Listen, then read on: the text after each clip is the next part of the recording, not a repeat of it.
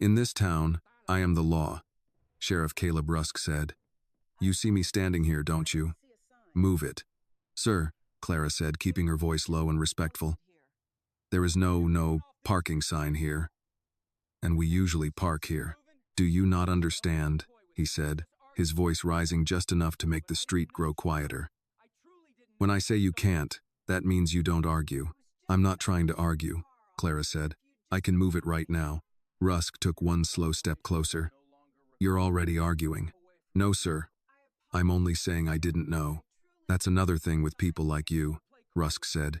You never know anything until somebody holds you accountable. Everyone on the sidewalk understood.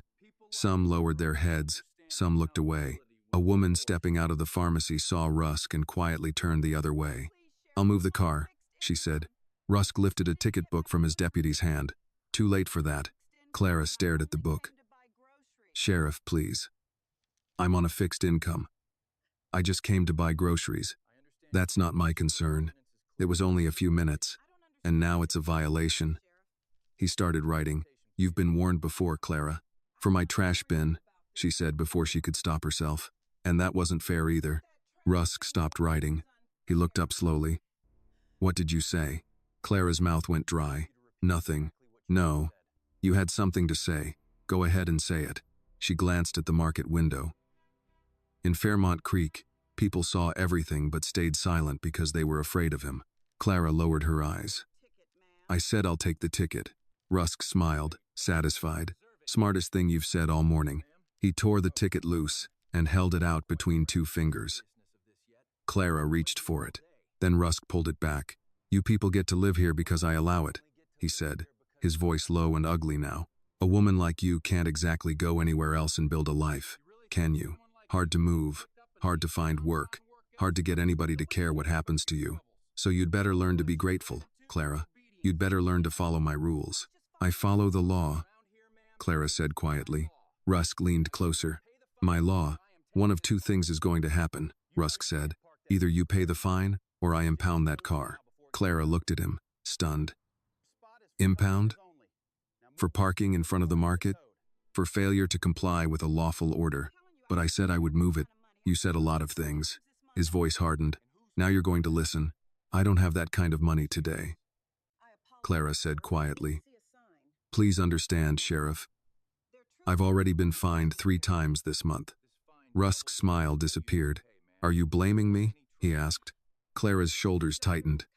No, sir. I'm only trying to explain. Then find a way, Rusk said. And be more careful next time. If you don't pay the fine, Rusk added, lowering his voice, then you know what happens. Sheriff, she said, her voice shaking now. My daughter is coming home this afternoon. I can ask her to help me handle it after. Rusk's expression changed when he heard the word daughter.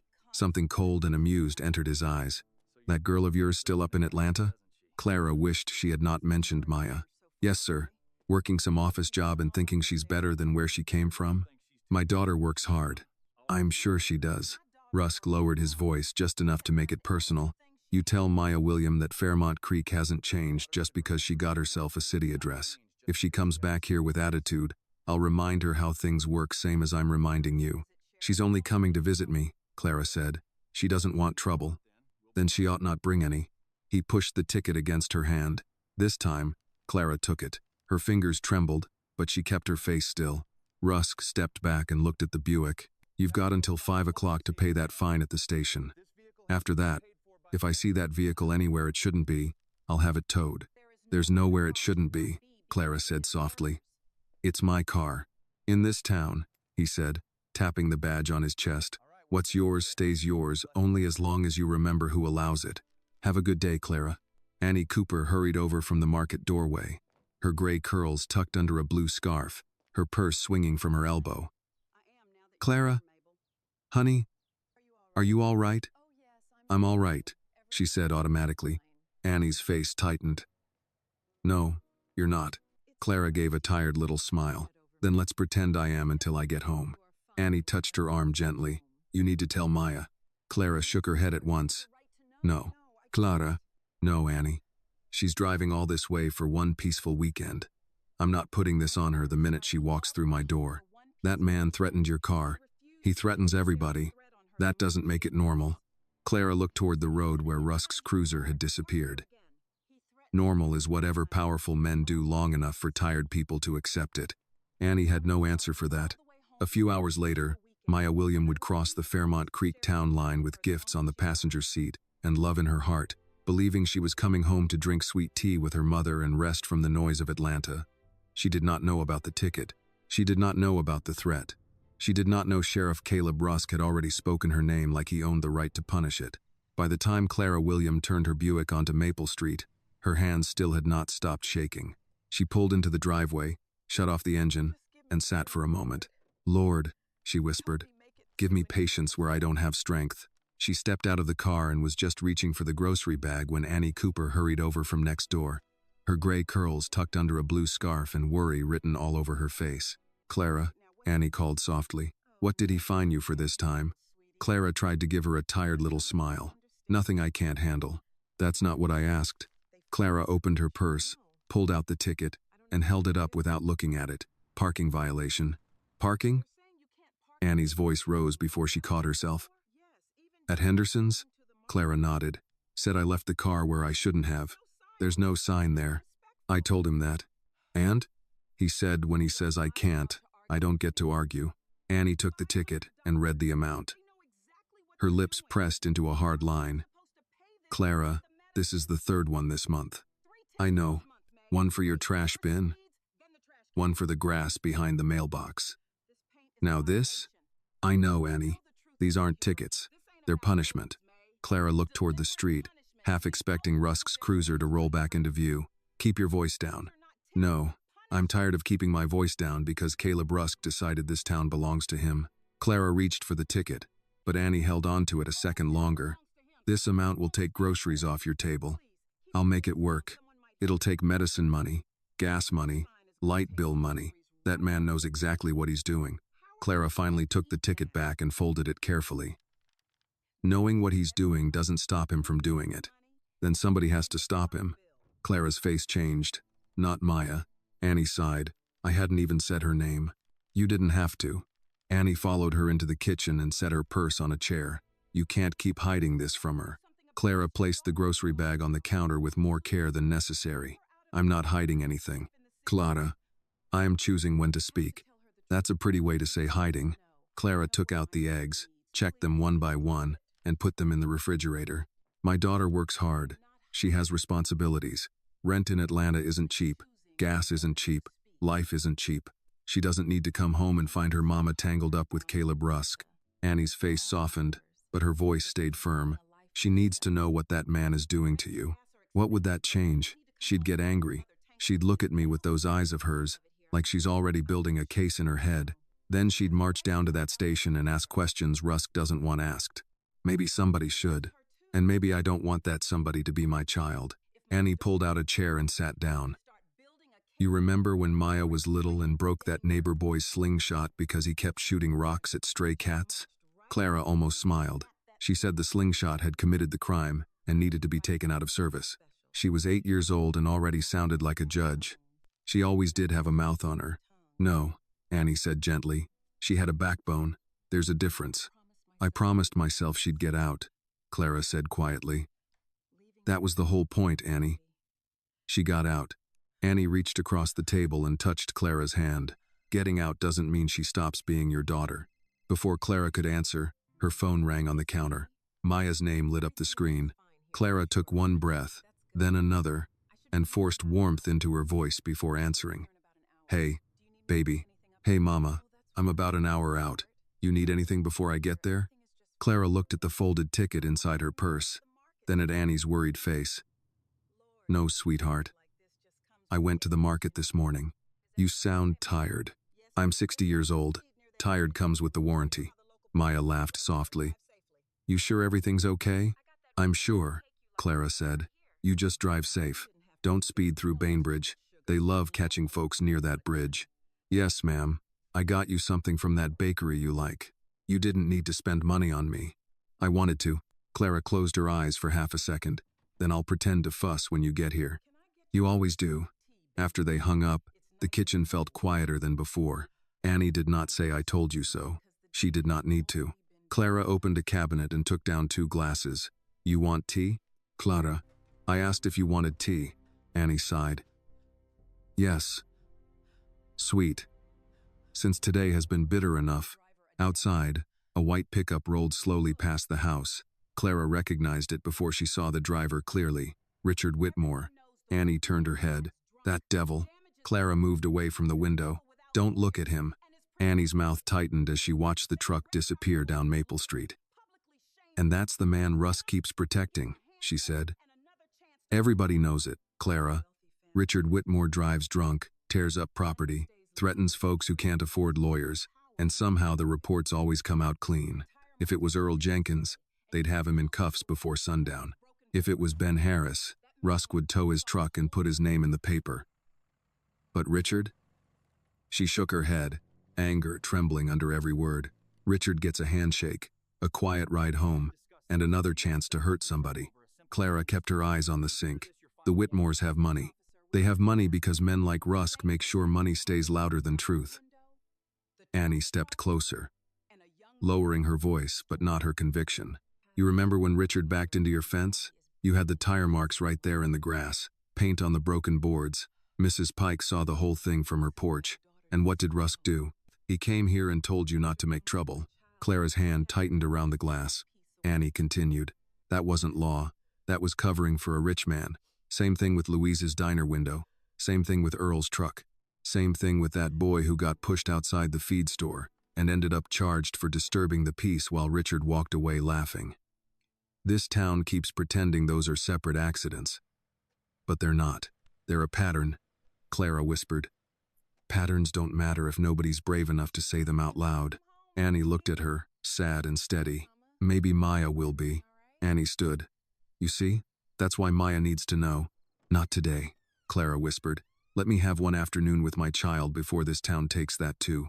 If you feel for Clara, a mother who only wants one peaceful afternoon with her daughter before the painful truth comes out, please, like this video.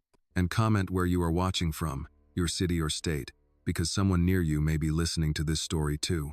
Annie's eyes filled with sadness, but she nodded. One afternoon, Clara wiped the counter, though it was already clean.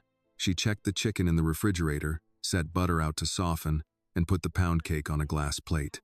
An hour later, when Maya's car turned onto Maple Street, Clara stepped onto the porch and lifted her hand. Her smile came quickly, almost desperately, and from the driver's seat, Maya smiled back.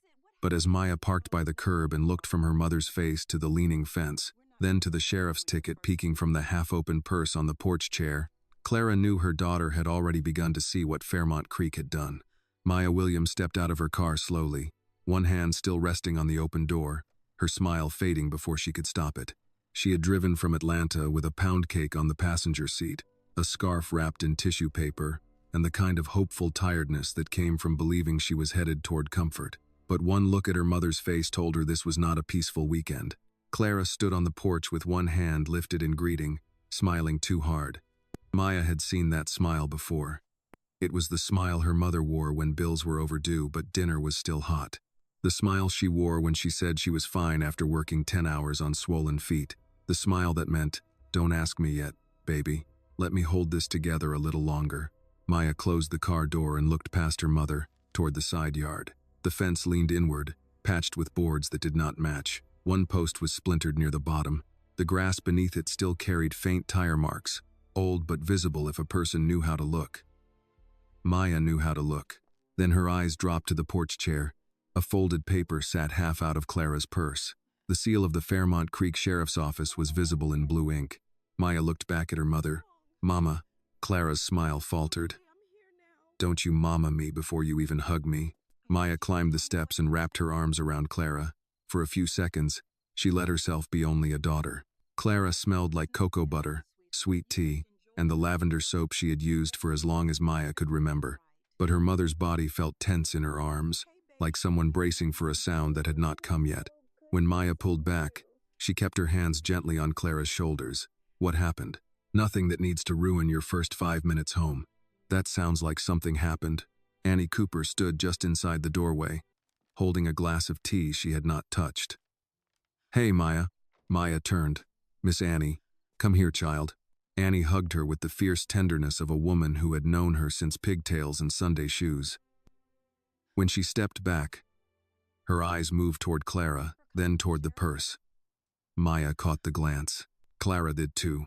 Annie, Clara warned softly. What? Annie said. I didn't say a word. Maya reached for the folded paper. Clara caught her wrist. Not hard, just quickly. Leave it be for now. Maya's expression did not change, but something in her went still. At work, she handled people who hid mistakes in polite language, who buried damage in attachments, who smiled while hoping no one opened the second file. Her mother was not lying to harm anyone. That made the lie hurt worse. Mama, she said, quieter now. Is that from the sheriff? Clara let go of her wrist. Maya picked up the ticket and unfolded it. She read the violation first, then the amount, then the deadline. Her jaw tightened. A parking fine? It's not as bad as it looks, Clara said. Mama, it says due by 5 today. I know what it says. And if unpaid, vehicle subject to impound. Maya looked up. For parking? Clara turned toward the kitchen. You want tea? I made it fresh. No. I want you to tell me why Sheriff Rusk is threatening to tow your car. Annie set her glass down. Because he can. Clara closed her eyes. Annie. No, Clara, she asked. Maya looked between them. This isn't the first time. Neither woman answered fast enough.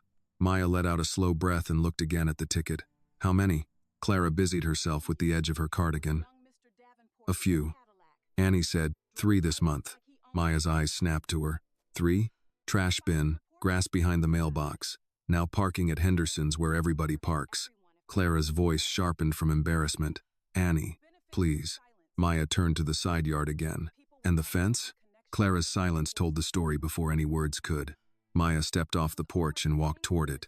The closer she got, the clearer it became. The boards had been split by impact, not weather. A dark streak of paint marked one rail. The patch job was careful but poor, done by hands that had tried to save money and pride at the same time. Who hit it? Maya asked. Clara came down the steps behind her. It was months ago. That's not what I asked. A pickup rumbled somewhere down the street. Clara's eyes flicked toward the sound, then back to Maya. Annie answered from the porch. Richard Whitmore. Maya turned slowly. Whitmore? Annie nodded. Backed right into it. Broad daylight. Drove off like he'd bumped a trash can. Maya looked at Clara. Did you file a report? I tried. And? Clara gave a small, tired laugh without humor. Sheriff Rusk came by and said it would be better for everyone if I let it go. Maya's fingers curled at her sides. Better for who? For people who don't have Whitmore money, Annie said. Clara looked pained. I didn't want to get tangled up in anything. You were already tangled up, Maya said. You were just alone in it. The words landed harder than she intended. Clara looked away, and regret softened Maya's face immediately. I'm sorry, Maya said. I didn't mean that the way it sounded. Clara shook her head. You're not wrong. A quiet passed between them. In it, Maya heard all the phone calls where Clara had said she was fine. All the times Maya had believed her, because believing was easier than worrying from 2 hours away. She had built a life in Atlanta with clean office windows, secure parking, and emails full of words like compliance and accountability. Meanwhile, her mother had been standing on a sidewalk being threatened over a parking space. Maya looked back at the ticket. Tell me exactly what happened this morning. Clara hesitated. Maya waited. It was a skill she had learned over years of interviews and investigations. Silence made room for truth if you did not rush to fill it. Finally, Clara said, I parked by Henderson's. There was no sign. I told him that. He said when he says I can't. I don't argue. Then he said if I didn't pay, he'd impound the car. Maya's eyes narrowed. He said that? Yes. Those words? Close enough. Annie stepped forward. He also brought up you. Maya looked at her. Me? Clara's voice became small. I mentioned you were coming home. I shouldn't have. What did he say? Clara pressed her lips together. Maya's tone softened. Mama, he said Fairmont Creek hadn't changed because you got a city address. Said if you came back with attitude, he'd remind you how things work. For a moment, Maya did not move. The afternoon air was warm, but something cold settled behind her ribs. Not fear, Not exactly anger either.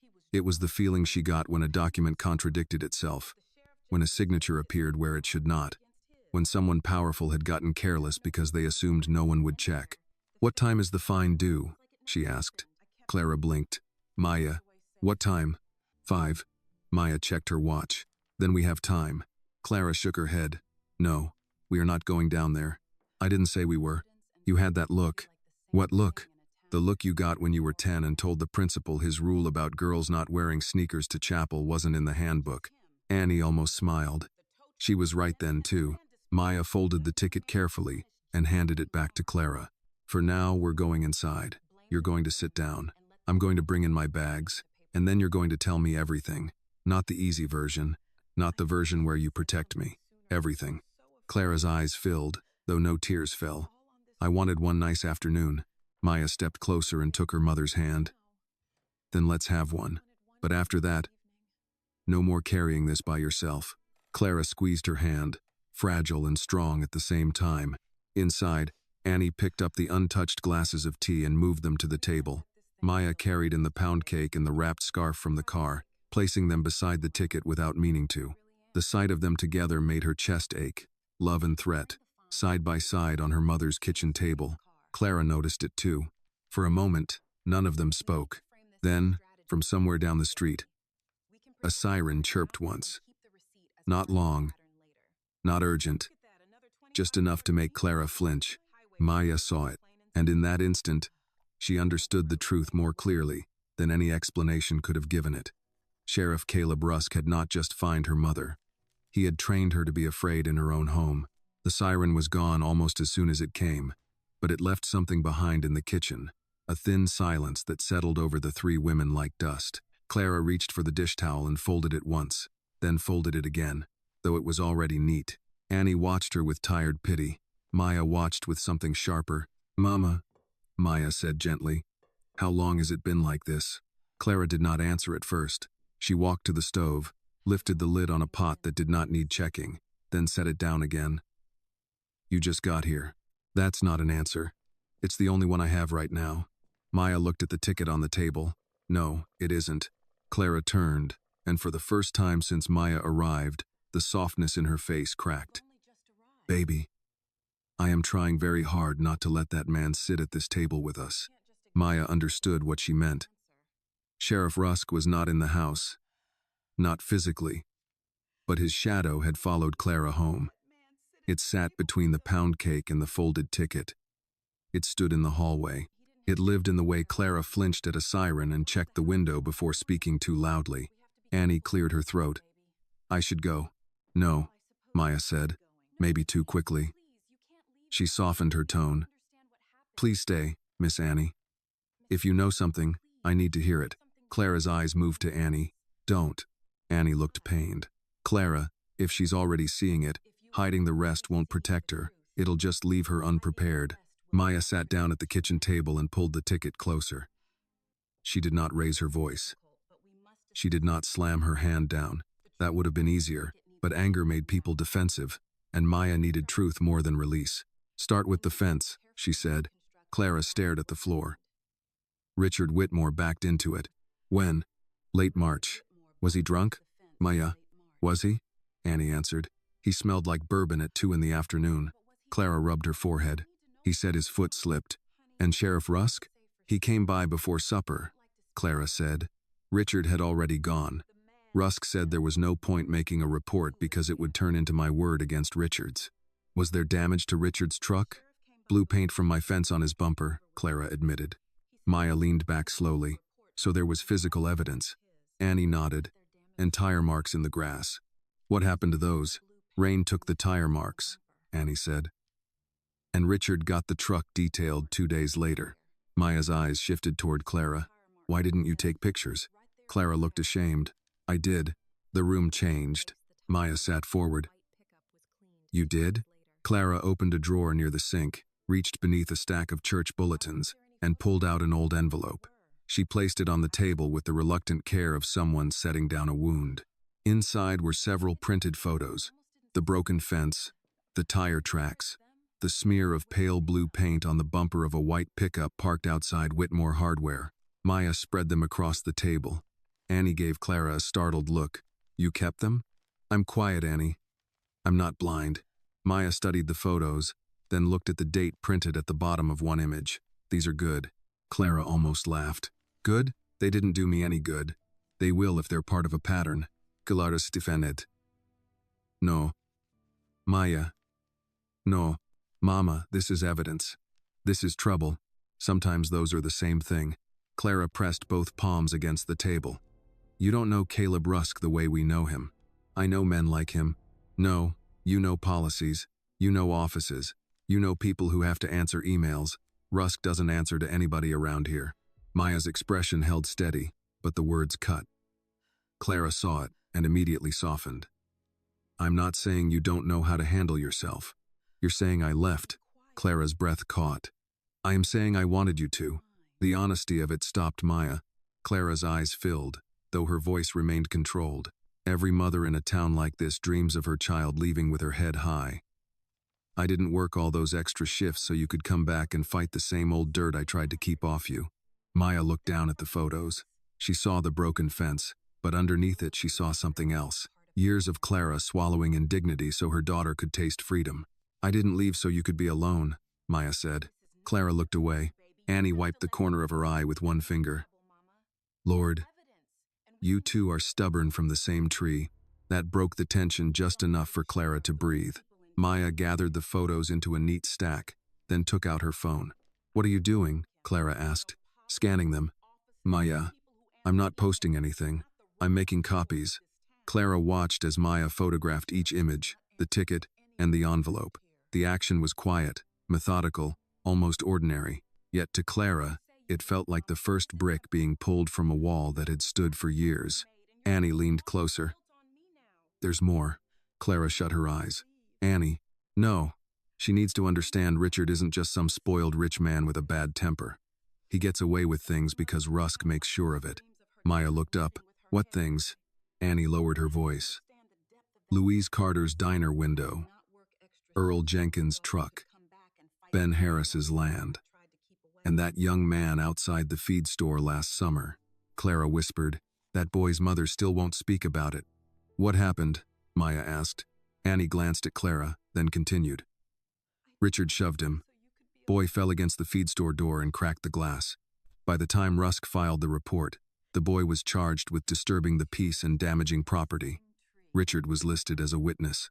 Maya's face hardened. How old was he? 17. The number hung in the kitchen. Clara sat down slowly. His mother paid everything she had to keep him out of court. Maya tapped the ticket once with her finger. Same method. Flip the story. Make the victim responsible. Use the badge to give the lie paperwork. Annie nodded. That's what I've been saying. Clara looked at Maya with worry. And what are you thinking? I'm thinking this town has been trained to treat corruption like weather. Something unpleasant, something unfair, but something nobody can stop. Can they? Clara asked. Maya did not answer right away. She looked at her mother's hands, thin and capable, folded tightly in her lap, hands that had fed her, braided her hair, signed school forms, cleaned other people's kitchens, and now trembled. Because a sheriff with a badge had decided her dignity was optional. Yes, Maya said at last, but not with shouting, not with one complaint, not by walking into Rusk's office angry and giving him exactly what he wants. Clara's shoulders lowered a fraction. Maya continued. If he's been doing this for years, there will be records, tickets, reports, dates, witnesses, maybe not perfect evidence, but enough pieces to show the shape of it. Annie's eyes brightened. I have something. Clara turned sharply. What? Annie hesitated, then reached into her purse and pulled out an old phone in a cracked red case. She placed it on the table like a secret finally ready to breathe. I didn't just see Richard hit your fence, she said. I recorded part of it. Clara stared at her. Annie, Cooper, I was scared. You never told me. I was scared for you too. Annie's voice broke a little. And for myself. Rusk's cruiser sat outside my house 3 nights after I asked too many questions about Louise's diner. I'm not proud of staying quiet, Clara. I'm just telling the truth. Maya picked up the phone carefully. Does it still work? If you keep it plugged in, Battery's no good. Do you have the charger? In my kitchen drawer. Maya stood. Let's get it. Clara rose too. No, not now. Maya, please. You promised me one afternoon. Maya stopped. The hurt in Clara's voice did what fear could not. It reached her. For a moment, Maya was not an investigator, not a woman building a case, not a daughter with anger turning cold and useful inside her. She was simply a child who had come home to find her mother tired. She set the phone back on the table. All right. Clara looked surprised. All right? One afternoon, Maya said, we eat. We talk about Atlanta. You fuss over the cake I brought.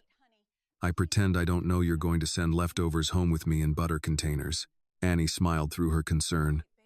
She's got you there. Clara laughed softly, and the sound was fragile but real. Maya reached for her mother's hand. But after that, Mama, we stop pretending this is normal. Clara did not promise, not with words, but she did not pull her hand away either. Outside, the afternoon sun moved across Maple Street, touching the broken fence, the old Buick, and the quiet windows of houses where people had learned to watch without being seen. Inside Clara's kitchen, beside a pound cake, a sheriff's ticket, and an old phone with a cracked red case, the first pieces of the truth waited patiently. For years, Fairmont Creek had survived by looking away. Clara William had just come home and started looking closely.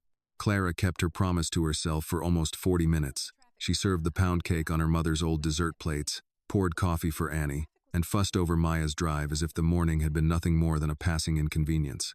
She asked whether Atlanta traffic had been bad, whether Maya's apartment still had that noisy upstairs neighbor, whether she had been eating proper meals or surviving on office, coffee, and takeout again. Maya answered every question with patience, but her eyes kept returning to the three things on the table: the sheriff's ticket, the envelope of photographs, and Annie's old phone in the cracked red case. Clara noticed every glance. Finally, she set her fork down. You said one afternoon. I know. That didn't sound like one afternoon in your head. Maya looked at her mother, then at the clock above the stove. It was a little after 4, less than an hour before the deadline Rusk had given her. Mama, I'm not trying to take your afternoon from you, Maya said, but he gave you until 5. If we ignore that, he'll say he warned you. Annie nodded. And then he'll tow the Buick just to prove he can. Clara's mouth tightened. That car is 21 years old. It's not worth the tow fee. It's worth your freedom, Maya said. You said it yourself without saying it. Without that car, your world gets smaller. Clara looked down at her coffee. Maya reached across the table and touched her hand. Let me help you pay it today. We can fight it later. I don't want your money. I know. I mean it, Maya. I know you do. But this isn't charity. This is strategy. Clara gave her a skeptical look. That sounds like one of your office words. It is, Maya said, and Annie almost smiled. Rusk wants you trapped between pride and fear. If you don't pay, he takes the car. If you do pay, he thinks you've accepted his rules. So we pay to keep him from taking the car, and we keep the receipt to show the pattern. Clara absorbed that slowly. The pattern, yes. Ticket, threat, payment, repeated pressure. If he's doing this to you, he's doing it to others. Maybe different reasons. Same method. Annie leaned forward. I can name 6 folks right now. Not yet, Clara said. Maya looked at Annie. Soon, the words seemed to settle in the room with weight. Clara rose from the table and carried the plates to the sink. I hate this. Maya stood beside her. So do I. No, baby. I hate that you just got here and already you're thinking like you're at work. Maya dried her hands on a towel, though she had not washed them. I'm thinking like your daughter. That silenced Clara. Annie cleared her throat. If you two are going to the station, I'll ride along. Clara turned sharply. Absolutely not. Why not? Because you'll say something. I am 71 years old. I have earned the right to say something. You're 65, Clara said. After this morning, I feel 71. Maya picked up her purse. Nobody's going to the station. Both women looked at her. I'm paying online if the citation allows it. She examined the ticket, found the tiny web address printed near the bottom, and took out her phone. See? Municipal payment portal. Clara frowned. That thing works? It's 2026, Mama. Even small-town harassment has a payment website. Annie snorted despite herself. Maya entered the citation number, Clara's name, and the amount. When the page loaded, her expression sharpened. There are fees attached. Of course there are, Annie muttered. Maya read quietly. Administrative fee, processing fee, late enforcement notice fee. It isn't late, Clara said. No, it isn't. She took screenshots before paying. Every page, every fee, every line. Clara watched her daughter's fingers move, quick and precise, not angry, worse than angry, focused. When the confirmation number appeared, Maya saved it, emailed it to herself, and wrote it down on the back of a church bulletin Clara had left near the napkin holder. There, Maya said. He doesn't get the car today. Clara exhaled as if she had been holding her breath since the market. For a few minutes, peace almost returned. Clara wrapped leftovers in foil. Annie washed her glass without being asked. Maya brought her bags in from the car and placed the scarf on the table. Clara touched the soft gray fabric, and her eyes filled. You remembered, she whispered. You mentioned it in January. I was just talking. I was listening. Clara pressed the scarf to her cheek. For a moment, the room belonged to love again. Then tires crunched slowly outside. Annie looked up first. Maya followed her gaze to the front window. A sheriff's cruiser moved past the house at the speed of a warning. It did not stop. It did not need to. The driver's face was hidden by the glare on the windshield. But all three women knew who had sent it. Whether Rusk himself sat behind the wheel or one of his deputies did. Clara's hand tightened around the scarf. Maya watched the cruiser until it reached the corner and turned. How often does that happen? Clara did not answer. Annie did. Often enough. Maya turned from the window. After tickets? After complaints, Annie said. After questions. After folks talk too loud at church. After someone mentions Richard Whitmore when they shouldn't, Clara said. Annie, please. No, Clara. She paid the fine. The car is safe for today. Let her hear the truth while we still have a little daylight. Maya came back to the table and sat down. Tell me about Richard. Clara shook her head. He's a spoiled man with money. That's all. Annie's laugh was bitter. That is not all. Miss Annie? Maya said gently. Start wherever you think I need to start. Annie sat across from her, folding both hands around her tea glass. The Whitmores own half this town outright, and owe favors on the other half. Richard's daddy sits on the bank board. His cousin does real estate closings. Their foundation pays for new uniforms, little league signs, church repairs when the cameras are around. Folks smile when they hear the name because they've learned smiling is safer than telling the truth. What truth? Maya asked. That Richard has been troubled since high school and protected since birth. Clara closed her eyes, but she did not stop Annie this time. He drove drunk into Earl Jenkins's tow truck 2 years ago, Annie said. Rusk wrote it up like Earl had parked illegally on the shoulder.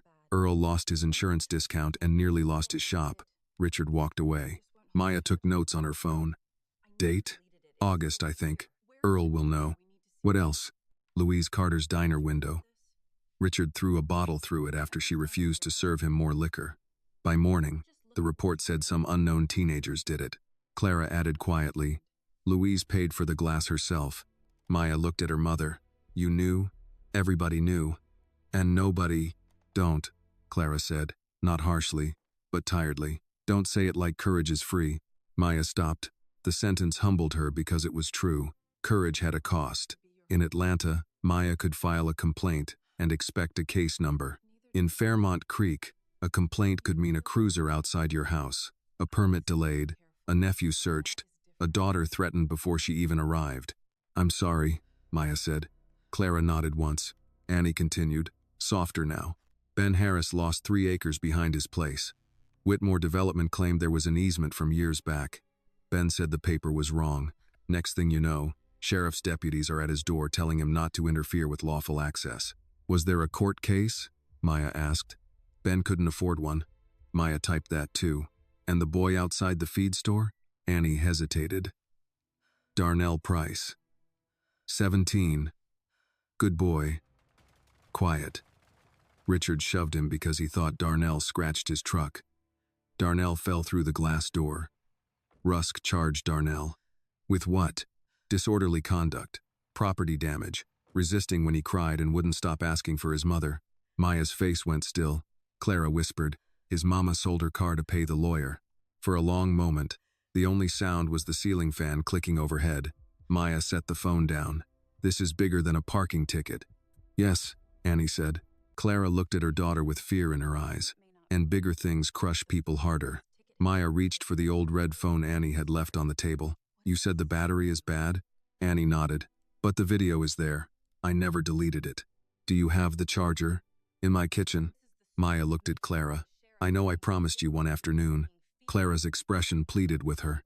"So, I'm not asking to go to the sheriff. I'm not asking to confront Richard. I'm asking permission to look at what already exists. Quietly. Here." Clara looked at the old phone as if it might bring a storm into the room. Maybe it would. Maybe storms were the only way to clear air that had been poisoned for years. Finally, she nodded. Annie went next door for the charger. While she was gone, Maya and Clara stood alone in the kitchen. Clara touched the scarf again, then set it aside carefully. "I didn't want this to be your homecoming," she said.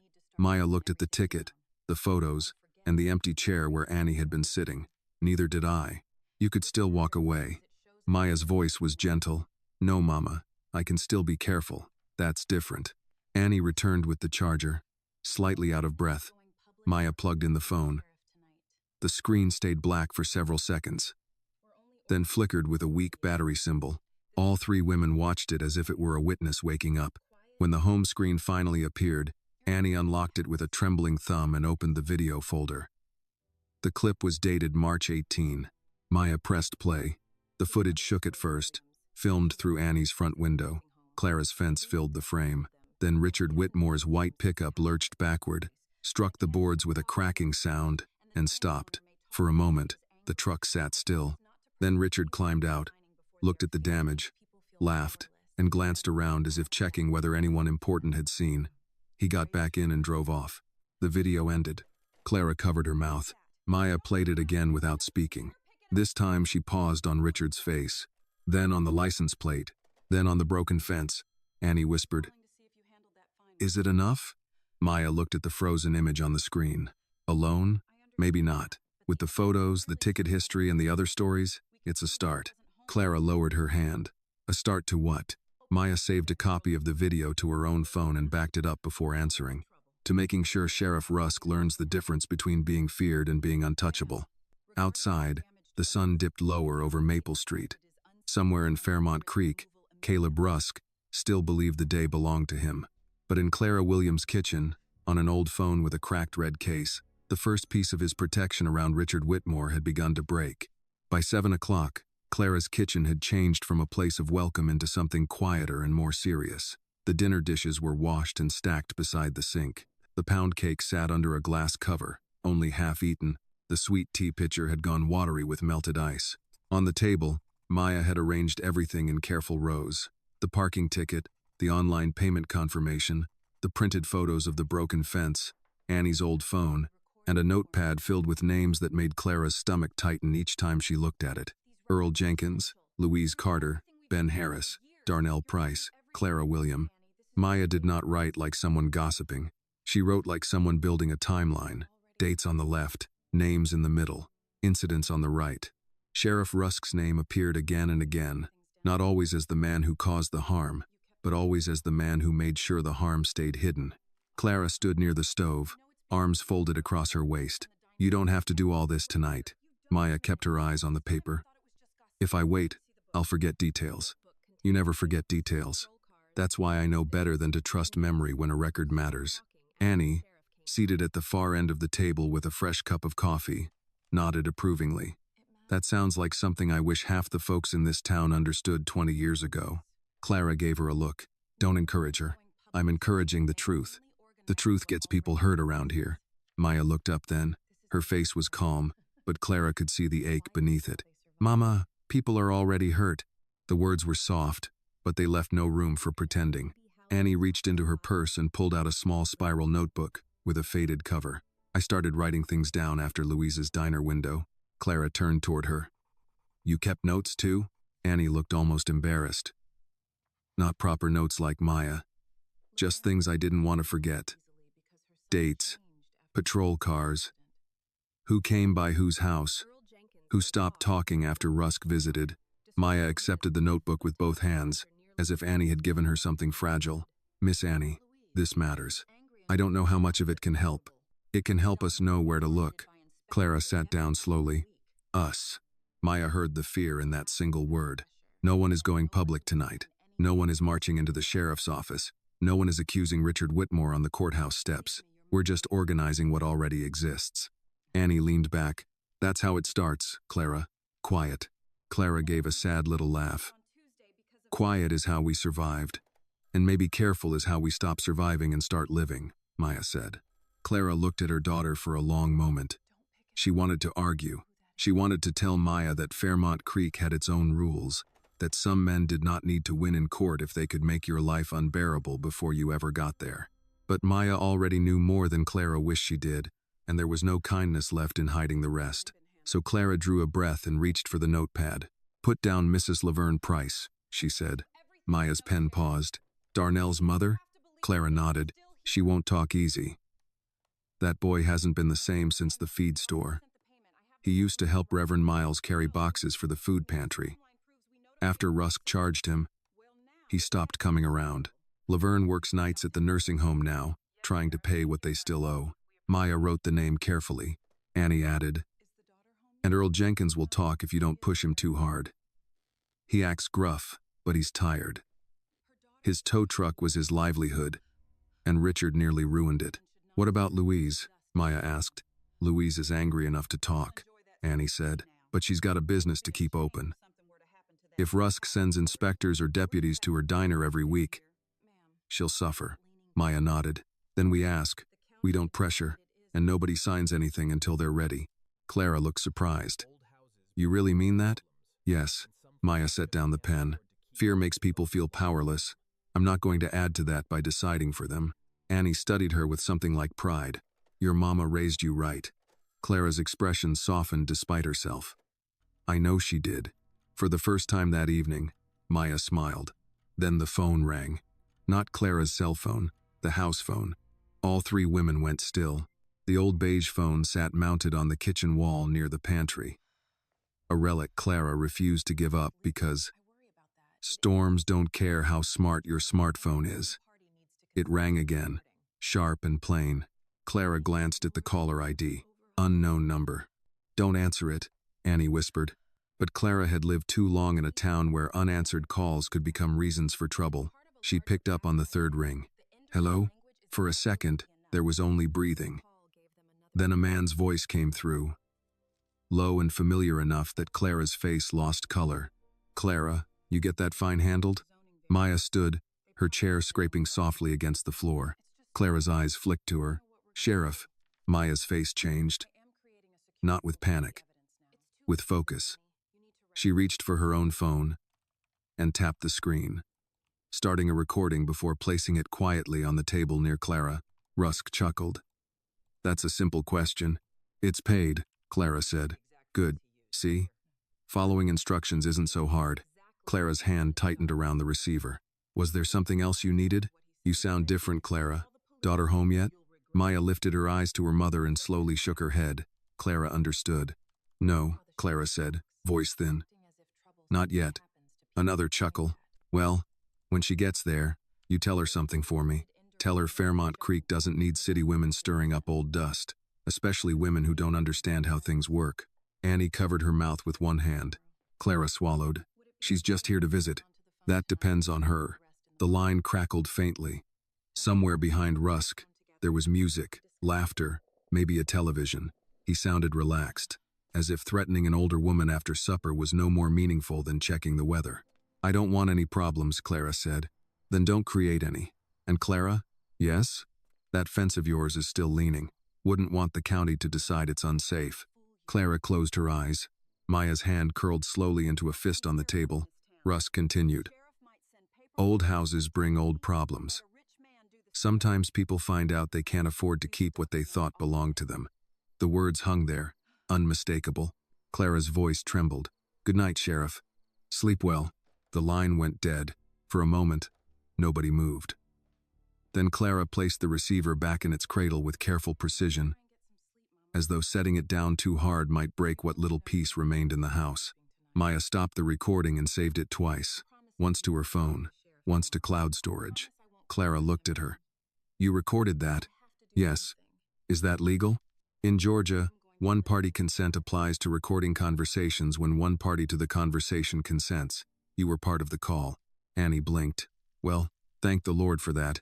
Clara sank into the chair. "He called my house." Maya's voice was quiet. "He threatened your property again. He always does it like that. Never enough for someone to call it what it is. It's enough when it becomes part of a pattern." Clara pressed both hands to her face. "That word again. Because it matters." Annie reached over and rubbed Clara's shoulder. "Honey, he just gave Maya exactly what she said she needed. Another piece." Clara looked at the papers on the table as if they had multiplied while she wasn't looking. Ticket. Photos. Video. Notes. Phone call. Each one small. Each one survivable. Together, they began to look like a cage. Maya opened a new document on her laptop. "I'm making a secure folder." Clara looked exhausted. "Baby, it's late." "I know. This will take 5 minutes." It did not take 5 minutes. It took 20. Maya labeled files by date, backed up the video from Annie's phone, saved photos of the ticket and payment confirmation, then typed a summary of Rusk's phone call while the words were still fresh. She asked Clara to confirm each phrase, and Clara did, reluctantly at first, then with growing steadiness. When Maya typed, "Wouldn't want the county to decide it's unsafe," Clara whispered, "That's how he talks, like he's not the one doing it, like trouble just happens to people he points at." Maya stopped typing and looked at her. "That's important." "What is?" "The way he distances himself. The threat is implied, but repeated. It shows intent without direct admission." Annie sipped her coffee. "That man has been a snake long enough to learn how to move through grass." Maya added another note. Near 9 o'clock, Annie stood to go home.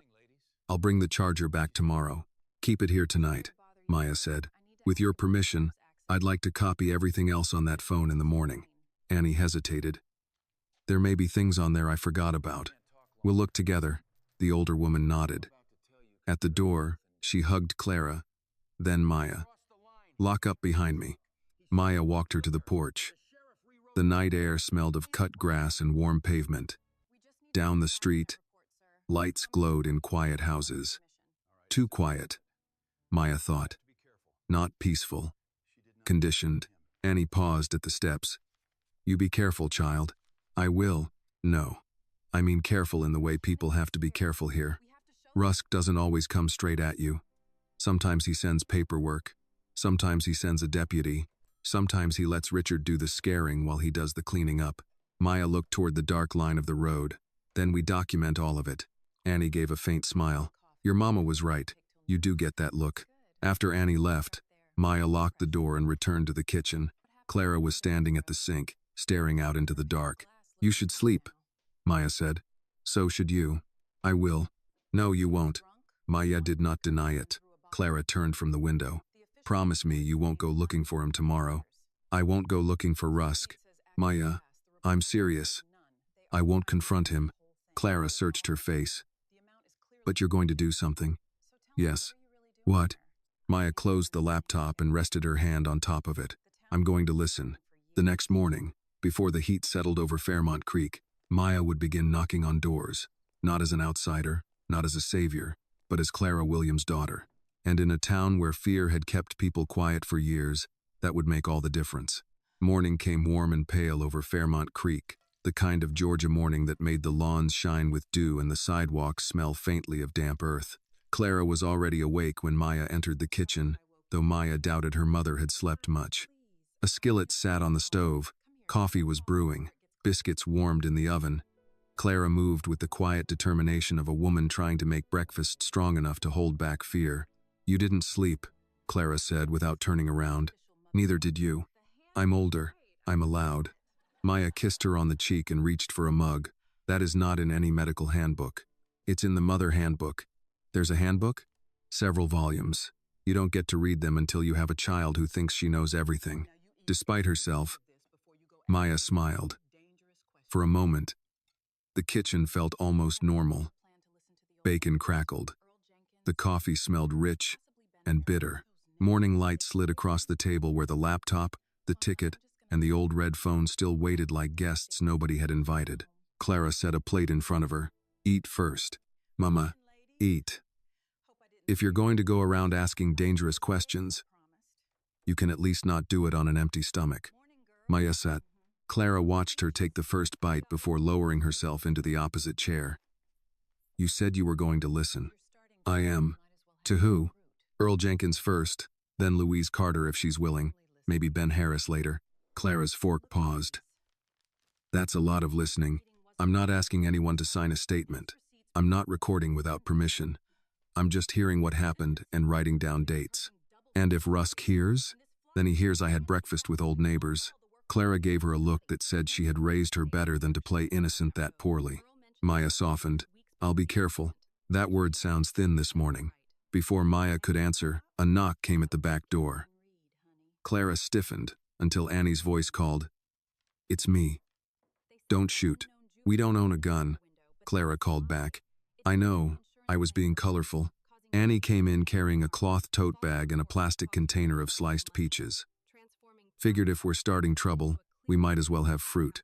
We are not starting trouble, Clara said. Annie looked at Maya. You starting trouble? Maya took a sip of coffee. I'm listening. Annie nodded. That's how trouble starts when nobody wants truth heard.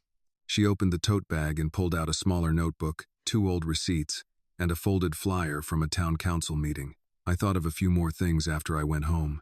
Clara stared. You went home and did homework? I went home and got mad. Maya pulled the notebook closer. Tell me. Annie pointed at the first note. Earl's truck accident was August 14, 2 years ago. I remember because it was the week before the church fish fry.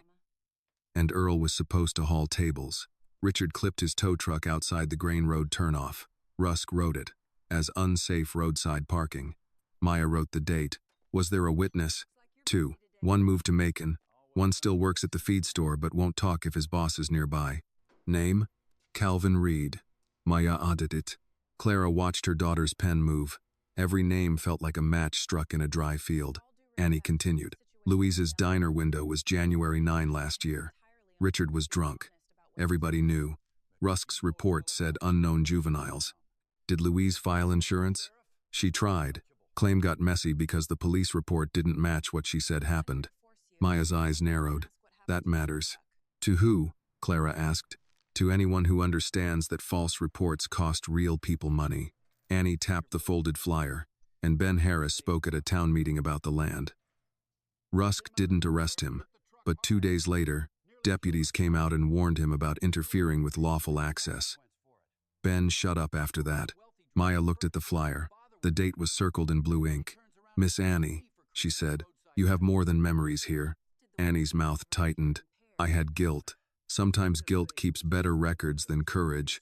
Clara reached over and squeezed her hand. After breakfast, Maya put on a simple blouse, jeans, and low shoes. She left her Atlanta blazer in the closet. She did not want to look like a lawyer, a threat, or a city woman arriving to tell small-town people what they should have done. She wanted to look like what she was, Clara William's daughter, home for a visit, asking questions because her mother had been hurt. Clara stood by the door.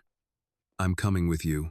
No, Maya, if you come, people will worry what Rusk will do to you after I leave. And if you go alone, they'll wonder what he'll do to you before you leave. Annie lifted one finger. I'll go. Clara frowned. You? People talk to me. I bring casseroles and know who has gout. That counts for something. Maya smiled. It does. Clara did not like it, but she let them go. Earl Jenkins's repair shop sat 2 blocks off the square, in a low brick building that smelled of motor oil, old rubber, and coffee burned too long on a hot plate. Earl was in his late 60s, broad-handed and gray-bearded. With a limp he tried to hide by moving slowly enough that people might mistake pain for patience. He looked up from under the hood of a Ford pickup when Maya and Annie walked in. Well, I'll be, he said. Little Maya William. Not so little anymore, Mr. Jenkins. No, ma'am. Atlanta done polished you up. Not too much, I hope. He wiped his hands on a rag. Your mama okay? Maya did not answer too quickly. That depends on how honest people are willing to be. Earl's smile faded. His eyes moved to Annie. Annie said, "She knows about Rusk." And Richard, Earl tossed the rag onto a workbench. "Knowing is one thing, saying is another." "I'm not here to force you," Maya said. "I'm here to ask what happened to your tow truck." Earl looked toward the open garage door, then walked over and pulled the chain to lower it halfway. The room dimmed. The gesture told Maya more than his first answer did. "Richard came around that bend too fast," Earl said. "Crossed the line. Hit my front quarter panel. I was parked on the shoulder with my hazards on, helping Mrs. McCall with a flat tire. Rusk showed up, talked to Richard first, then told me I was creating a roadside hazard." "Did Richard seem impaired?" Earl gave a dry laugh. "He smelled like a distillery and smiled like his daddy owned oxygen." "Did you tell Rusk that?" "I did." "What did he write?" "That I admitted to improper parking." Maya's pen stopped. "Did you?" "No." "Do you have the report?" "Somewhere. Would you be willing to let me see it?" Earl looked toward the door again. "Maya, I respect your mama. I respected your grandmama too. But I'm not looking to get my shop inspected every week. Until I go under." "I understand." "Do you?" "Yes," Maya said. "And I won't use your name unless you say I can. But even seeing the report helps me understand the pattern." Earl studied her. "You keep using that word?" "Because patterns are harder to dismiss than pain." The old mechanic looked at her for a long time, then disappeared into a back office. When he returned, he held a file folder stained with grease at one corner. "You didn't get this from me," he said. Maya accepted it carefully. "I won't say I did. You copy it and bring it back." "I will." Outside the shop, Annie let out a breath. "That went better than I thought." "He's scared." "So is everybody." Maya looked toward the courthouse square, where the sheriff's office sat in a squat tan building with flags out front and a cruiser parked near the entrance. "Fear is useful to men like Rusk because it makes every victim feel alone." "And what makes it stop?" Annie asked. Maya held the folder close. Proof that they weren't. Their next stop was Louise Carter's diner, a narrow place with red vinyl stools, black and white floor tile, and a bell over the door that jingled when they walked in. The lunch rush had not started yet. Louise stood behind the counter, pouring coffee for a retired mailman. She saw Maya, then Annie, then the folder in Maya's hand. "Oh Lord," Louise said. "Whatever this is, I'm too old for it before noon." Annie slid onto a stool. "You got coffee?" "I've got coffee. I don't know if I've got courage." Maya sat beside Annie. "Coffee first, then." Louise poured 3 cups. Her hands were steady, but her eyes were guarded. Maya waited until the mailman left before speaking. "I heard about your window." Louise wiped the counter once, then again. "Windows break. Bottles break them faster." Louise's eyes flicked up. "I'm not here to put you at risk," Maya said. "I'm trying to understand how often Richard Whitmore causes damage and Sheriff Rusk writes it as something else." Louise leaned both palms on the counter. "Baby, in this town, something else is the official language." Annie murmured, "Amen." Louise looked toward the front window, where the repaired pane caught the morning light. "Richard came in drunk, wanted whiskey. I told him I serve breakfast and pie, not poor judgment in a glass. He called me names I won't repeat in front of Clara's daughter, threw a bottle from outside, and shattered that window. By morning, Rusk said teenagers had been seen in the area. Were they? Only teenager near here was my busboy, and he was crying in the kitchen. Did Rusk take your statement?" Louise laughed without humor. "He told me to think real hard before accusing a Whitmore without proof." "Did you have proof?" Louise reached beneath the counter and pulled out a receipt folder. "I had a repair bill, 3 customers who saw him, and glass in my pie display." Maya copied the date, the amount, and the name of the glass company. Louise watched her. "What are you really doing, Maya?" Maya capped her pen, listening. Louise studied her, then nodded slowly. "Well, listen good, because this town has been whispering for years." When Maya and Annie stepped back onto the sidewalk, the sun was higher, and the square was busier. Across the street, Sheriff Caleb Rusk stood outside his office, speaking with a deputy. His hat shaded his eyes, but Maya felt his attention shift toward them. Annie stopped walking. Maya did not. Rusk watched them cross the square, his expression unreadable from a distance. Then he smiled. It was not friendly, Maya kept her pace even, Earl's folder tucked under one arm and Louise's repair details saved in her phone. She did not look away, but she did not challenge him either. Not yet. Beside her, Annie whispered, "He sees you." Maya's voice stayed calm. Good. By the time they reached Clara's porch, Maya had 2 new pieces of paper, 3 dates, 4 names, and the sheriff's eyes on her back. It was not enough to bring him down. Not yet. But it was enough to prove the silence in Fairmont Creek had begun to crack. Clara was waiting at the kitchen table when Maya and Annie came back. She had not moved the ticket, the photos, or the old red phone, but she had added 3 plates of untouched sandwiches beside them, as if food could make the evidence look less frightening.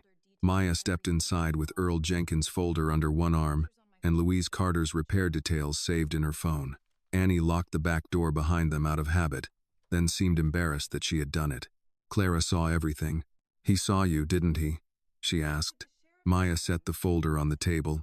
"Rusk was outside the sheriff's office when we crossed the square." Clara closed her eyes. "Lord, he didn't stop us." "He doesn't have to stop you right away," Clara said. "He likes people to wonder when it's coming." Maya pulled out a chair and sat down. "Then we don't wonder. We prepare."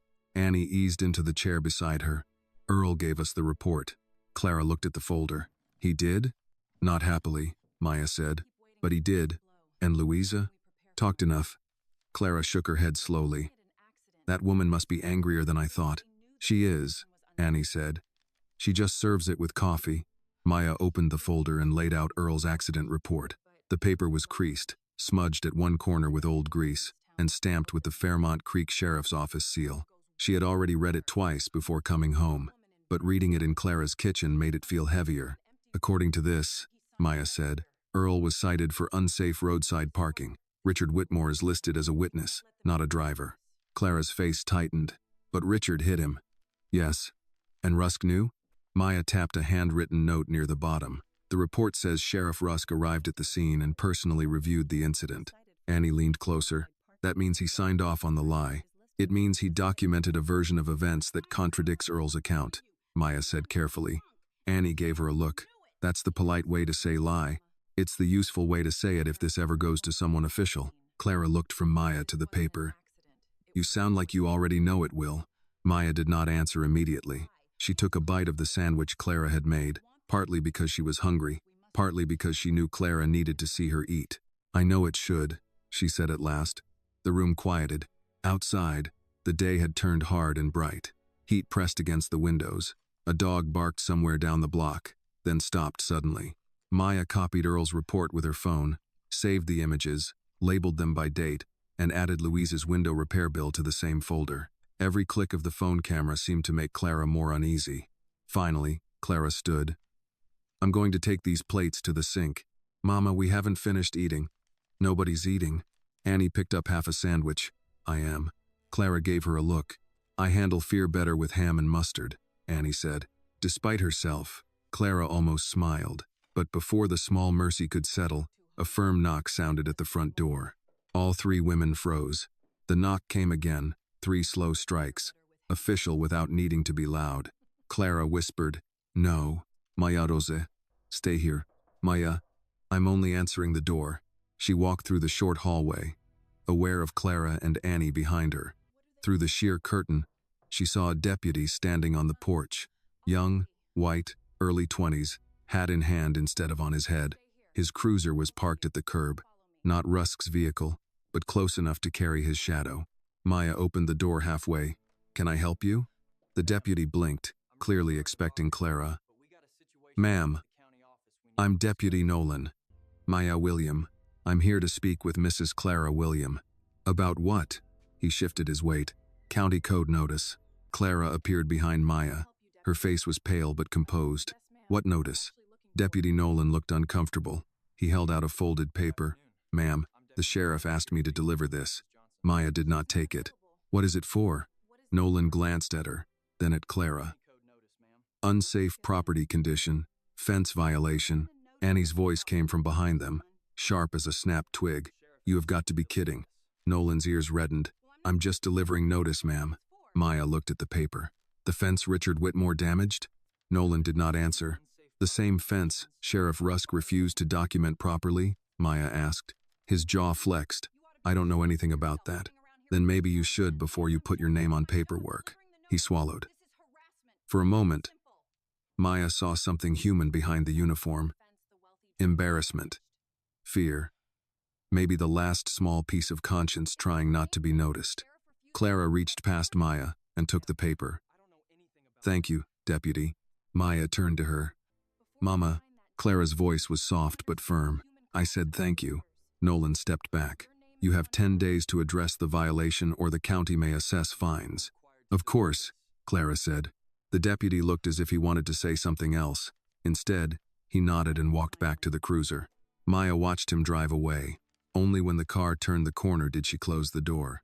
Clara unfolded the notice with trembling hands. Annie read over her shoulder and cursed under her breath, then apologized to the Lord without much sincerity. Maya took the paper gently. Issued today. Signed by Caleb Rusk. He called last night about the fence, Clara whispered. And now this. Retaliation, Annie said. Maya scanned the notice. No inspection date listed. No specific structural assessment. Just a general claim of unsafe condition. Clara laughed once, hollow and tired. He's punishing me because you asked questions. He's proving them, Maya said. Clara looked at her daughter. That doesn't make me feel better. I know. No, I don't think you do. Every piece of proof you find comes with something he does to me. The words landed between them, painful because they were true. Maya set the notice on the table beside the parking ticket. Then I need to ask you something, and I need you to answer honestly. Clara braced herself. Do you want me to stop? Annie opened her mouth, but Maya lifted a hand without looking at her. This is Mama's life, Maya said. Her house, her car, her name on the paperwork. If she wants me to stop, I stop asking people questions. Clara stared at her. And what would you do instead? I'd spend the weekend with you. I'd go back to Atlanta. I'd keep copies of what we already have. And I'd wait until you were ready. You would really do that? Maya's eyes softened. I don't want to become another person deciding what happens to you. Clara lowered herself into a chair. The anger in her face faded into something more complicated. Fear, love, exhaustion, and the burden of being allowed to choose after so many years of being forced to endure. Annie sat quietly now. Even she understood that this was not a moment for pushing. Clara looked at the parking ticket. Then the fence notice. Then the photos. Then Annie's phone. Her gaze moved at last to Maya. When your father died, Clara said, I thought the hardest thing in life was grief. But grief is honest. It tells you what it is. Fear is different. Fear makes you negotiate with things that should never have been allowed in your house. Maya said nothing. I have been negotiating with Caleb Rusk for too long, Clara continued. And every time I gave him silence, he took more of it. Annie reached across the table and covered Clara's hand. Clara drew a shaky breath. I'm scared, Maya. I know, but I'm more tired than scared. Maya felt her throat tighten. Clara pushed the fence notice toward her. So no, don't stop. Just don't be reckless. Maya nodded once. I promise. Annie exhaled, like she had been holding her breath for years. Well, all right then. Maya picked up the notice and photographed it. This goes in the folder. What do we call that folder? Annie asked. Maya looked at the growing stack of evidence. Rusk pattern. Clara shook her head. Sounds too polite. Annie said, call it what it is. Fear with paperwork. Maya paused, then renamed the folder. Fear with paperwork. By late afternoon, Maya had scanned the new notice, backed up Earl's report, saved Louise's repair records, copied Annie's video again, and made a spreadsheet with dates, names, incidents, financial harm, and sheriff involvement. Clara watched from the stove, quieter now but no longer asking her to put everything away. Around 5, Maya's phone buzzed with an incoming message from an unfamiliar number. She opened it. There was no greeting, just one sentence. City girls should learn when to leave. Maya stared at the words. Annie saw her face. What is it? Maya turned the phone so they could read it. Clara's hand flew to her mouth. Annie whispered, Rusk? Maybe, Maya said. Maybe someone who thinks he'll approve. Clara's voice shook. This is what I meant. Maya took a screenshot, saved it, and sent a copy to her own email. I know. You're not afraid? Maya looked out the window toward the street, where evening shadows stretched across Maple Street and every quiet house seemed to be watching. I am, she said, but fear is information. It tells you where the danger is. Annie studied her. And where is it? Maya looked back at the table. Closer than he wants us to think. That night, after Annie went home and Clara finally lay down, Maya sat alone in the kitchen with the laptop open and the house phone silent on the wall. The folder named Fear with Paperwork glowed on the screen. Inside it were the first real cracks in Caleb Rusk's little kingdom. He had sent a ticket, then a threat, then a notice, then a message. He thought he was teaching Clara William how power worked in Fairmont Creek. But what he had really done was give her a map. The next morning, Maya did not begin with the sheriff's office. That would have been the obvious move, and Caleb Rusk had built his whole life around punishing obvious moves. Instead, she began with records. At 8:15, she sat at Clara's kitchen table with coffee gone lukewarm beside her laptop, the folder named Fear with Paperwork open on the screen, and the strange text message from the night before saved in 3 places. Clara stood at the sink, pretending to rinse a mug that had been clean for 5 minutes. You don't have to watch me like I'm about to run into a burning building, Maya said without looking up. Clara turned off the water. Are you? Not today. That answer is not comforting. Maya glanced at her mother and softened. Today I'm going to the county records office. Clara frowned. That little brick building beside the courthouse? Yes. For what? Campaign filings. Property records. Public permits. Town council minutes. Anything connected to Rusk, the Whitmores, and the timing of these incidents. Clara dried her hands slowly. You think money is in there somewhere? I think money always leaves fingerprints. Before Clara could answer, Annie came in through the back door with 2 paper cups of coffee and a biscuit wrapped in a napkin. She did not knock anymore. The night before had changed that. I brought breakfast reinforcement, she announced, and I already told Clara not to fuss at me, so you don't have to. Clara sighed. You told me no such thing. I meant to. Maya smiled and took one of the coffees. Thank you, Miss Annie. Annie looked at the laptop. What are we hunting?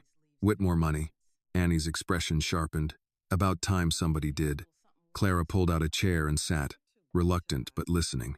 Maya turned the screen slightly so both women could see. Here's what we know so far. Richard damages your fence in March. Rusk discourages a report. Earl's accident was August 2 years ago, and Richard is turned from driver into witness. Louise's window is written up as unknown juveniles. Ben Harris loses land after Whitmore Development claims access. Darnell Price gets charged after Richard shoves him. Those are incidents. What I want to know is what happened around those incidents. Like what? Clara asked. Donations, permits, campaign expenses, sheriff department grants, council approvals, sudden payments to community funds. Anything that looks clean until you put it next to harm. Annie shook her head slowly. Girl, you sound like you're reading the Bible backward and still finding sin. Maya closed the laptop. Sometimes that's what records are. By 9, Maya was walking toward the county records office with Annie beside her. Clara had insisted on staying home, though Maya could tell she hated letting them go. The square was already awake. The courthouse clock ticked above the lawn. A man swept the front of the barber shop. 2 women crossed toward the pharmacy, lowering their voices when a sheriff's cruiser rolled past. Maya felt eyes on her, but she did not turn her head. The county records office smelled like dust, printer toner, and old paper. Behind the front counter sat a woman in her late 60s with silver hair pinned in a bun and reading glasses hanging from a beaded chain. She looked up from a stack of folders. Morning, she said. Can I help you? Maya stepped forward. Good morning, ma'am. I'm looking for public records. The woman studied her for half a second longer than politeness required. What kind? Campaign finance filings for Sheriff Caleb Rusk. County permits involving Whitmore Development.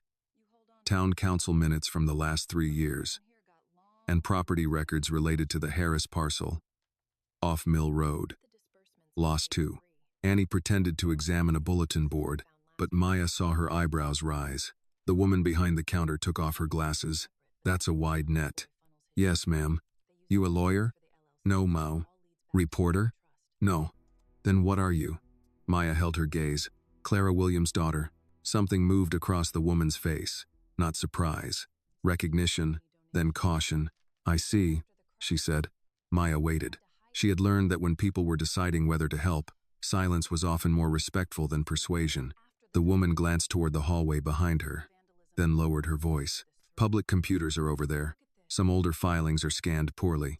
If you need copies, it's 25 cents a page. Thank you, Mrs. Darlene Pike. Maya remembered the name from Annie. Mrs. Pike had seen Richard hit Clara's fence. Thank you, Mrs. Pike. Darlene did not smile. Don't thank me yet. For the next hour, Maya worked quietly. She pulled filings, downloaded PDFs, photographed pages that would not print clearly, and built a second spreadsheet. Annie sat beside her, occasionally whispering context. That's Whitmore's cousin. That LLC is them too. Different name, same family. That donation was right after the fall festival. Rusk stood beside old Mr. Whitmore for pictures. Maya followed the trail. At first, it looked ordinary. Campaign donations, community sponsorships, county improvement grants, a sheriff's department youth safety event funded by the Whitmore Foundation. But then the dates began to speak. 3 days after Earl Jenkins's accident report was filed, a company called W Creek Holdings donated $5,000 to Rusk's re-election committee. Annie identified it as a Whitmore shell company without hesitation. 2 weeks after Louise Carter's diner window was labeled an unknown vandalism, Whitmore Development received fast approval for signage variants near the square. The month Ben Harris lost access to his land, a town council meeting approved road improvements benefiting a Whitmore project. Sheriff Rusk had spoken at that meeting about maintaining order during development transitions. Maya sat back and stared at the screen. Annie leaned closer. What? It may not prove bribery by itself, Maya said, but it shows proximity. Favor follows cover-up. Cover-up follows harm. Say that in plain English. Richard causes trouble. Rusk makes it disappear. Whitmore money or benefit shows up nearby. Annie's mouth tightened. Plain enough. Maya printed selected pages. As she gathered them, Darlene Pike appeared at the end of the row. You didn't get this from me, Darlene said quietly. Maya looked down. The woman was holding a folded sheet of paper. I don't understand, Maya said. Though she did. Darlene placed it on the table. Then don't understand until you're somewhere else. Annie's eyes widened, but she said nothing. Maya waited until Darlene returned to the counter before opening the paper. It was a printed email, short and plain, from someone in the sheriff's office to a county clerk. Handle the Whitmore matter quietly. Sheriff already spoke with them. No need to generate extra paperwork. There was no signature at the bottom, only an email address from the sheriff's administrative account and a date. 2 days after Clara's fence was damaged. Maya's pulse slowed. That was how her body handled important things. Not by racing, but by going still. Annie whispered, Is that what I think it is? It's something, Maya said. Maybe a lot. They left the records office at 11:20 with a folder full of copies, and the email tucked safely inside Maya's notebook. Outside, the square looked brighter than it should have. Maya was halfway down the steps when a voice called from behind them. Well now, Clara's girl sure has gotten curious. Sheriff Caleb Rusk stood near the courthouse walkway, thumbs hooked in his belt, hat shading his eyes. He wore a smile that had never once reached mercy. Annie stiffened. Maya turned slowly. Good morning, Sheriff. Is it? Rusk asked. I hear you've been visiting folks. Earl, Louise, county records. Busy little homecoming. I like to understand a place when I visit. He took a few steps closer. Fairmont Creek isn't Atlanta. I noticed. People around here don't appreciate outsiders digging through local business. Maya met his eyes. I'm not an outsider. My mother lives here. That doesn't make you belong here. The words were quiet, but Annie inhaled sharply. Maya's voice stayed even. Public records are public, Sheriff. Rusk's smile thinned. Not everything that's legal is wise. True. For a moment, his eyes hardened. You got a smart mouth. I asked for public records. That's all. You asking about Richard Whitmore, too? Maya did not answer. Rusk leaned slightly closer. You should be careful who you tie your mama's name to. Old women on fixed incomes can't afford certain kinds of attention. Annie stepped forward. Now you listen. Maya gently touched her arm. Miss Annie. Rusk smiled at Annie. "You have a nice day, Mrs. Cooper." Annie's face reddened, but she held her tongue. Maya looked at the sheriff. "Are we free to go?" His expression changed, just a flicker. He did not like the phrasing. It put the moment into a shape he could not easily control. He stepped aside. For now. Maya walked past him without speeding up. Annie stayed close, her hand tight around her purse strap. They did not speak until they reached Clara's porch. Only then did Annie breathe out. "That man makes my bones tired." Maya looked back toward the square, though it was no longer visible from Maple Street. "He's nervous." Annie stared at her. "That was nervous?" "Yes." "What does angry look like?" Maya opened Clara's front door. "We may find out." Inside, Clara rose from the kitchen table before they had fully entered. "What happened?" Maya placed the folder on the table, then the printed email on top. "We found the money trail," she said, "and something better." Clara read the email once, then again. Her hand went to her mouth. Annie stood behind her and said softly, "He covered for Richard in writing." Maya nodded. "Not enough to end it, enough to keep going." Clara lowered herself into the chair as if her knees had forgotten their work. "He's going to know. He already knows we were there." The house seemed to tighten around them. Then Clara did something Maya did not expect. She reached for the email, straightened it carefully, and slid it back toward her daughter. "Then make another copy," she said. Maya looked at her mother. Clara's voice trembled, but it did not break. "If this town is going to punish us for telling the truth, we might as well tell it properly." Maya made 3 copies of the email before lunch. One went into the folder on her laptop. One went to a secure cloud drive. One was forwarded to an address she had not used in almost a year, belonging to attorney Grace Holloway in Atlanta, a civil rights lawyer Maya had once helped during a workplace discrimination audit. She did not write a long explanation. She only attached the documents, labeled the files clearly, and typed, "Possible pattern of official misconduct and retaliation in Fairmont Creek, Georgia. My mother is involved. I may need guidance." Then she sat back and let out the breath she had been holding. Clara stood at the stove, stirring soup she had not planned to make. Cooking had become her way of staying upright. A pot on the stove gave her hands somewhere to go, and right now her hands needed purpose. "You sent it?" Clara asked. "Yes." "To a lawyer?" "To someone I trust." Clara nodded, but her face carried the worried look of a woman who understood that trust did not stop bullets, tow trucks, notices, or men with badges from knocking on doors. Annie sat near the window, watching the street through the lace curtain. "You think Rusk knows about that email?" Maya closed the laptop. "If he knows Mrs. Pike gave us something, he'll come after her." Clara turned sharply. "Darlene? Maybe not directly. Maybe he'll ask questions. Maybe he'll make her job uncomfortable. I don't know." Annie frowned. "Darlene's 2 years from retirement. That's why we need to be careful with her name," Maya said. "No one outside this house hears where the email came from." Clara set the spoon down. "Then maybe we should stop pulling other people into this." Annie looked over. "Clara, honey, they were already in it. We just didn't have all their names on the same page." Before Clara could answer, a sound cut through the house, sharp and fast. Tears. Not the slow crawl of a cruiser this time. Not a patrol car rolling past to make a point.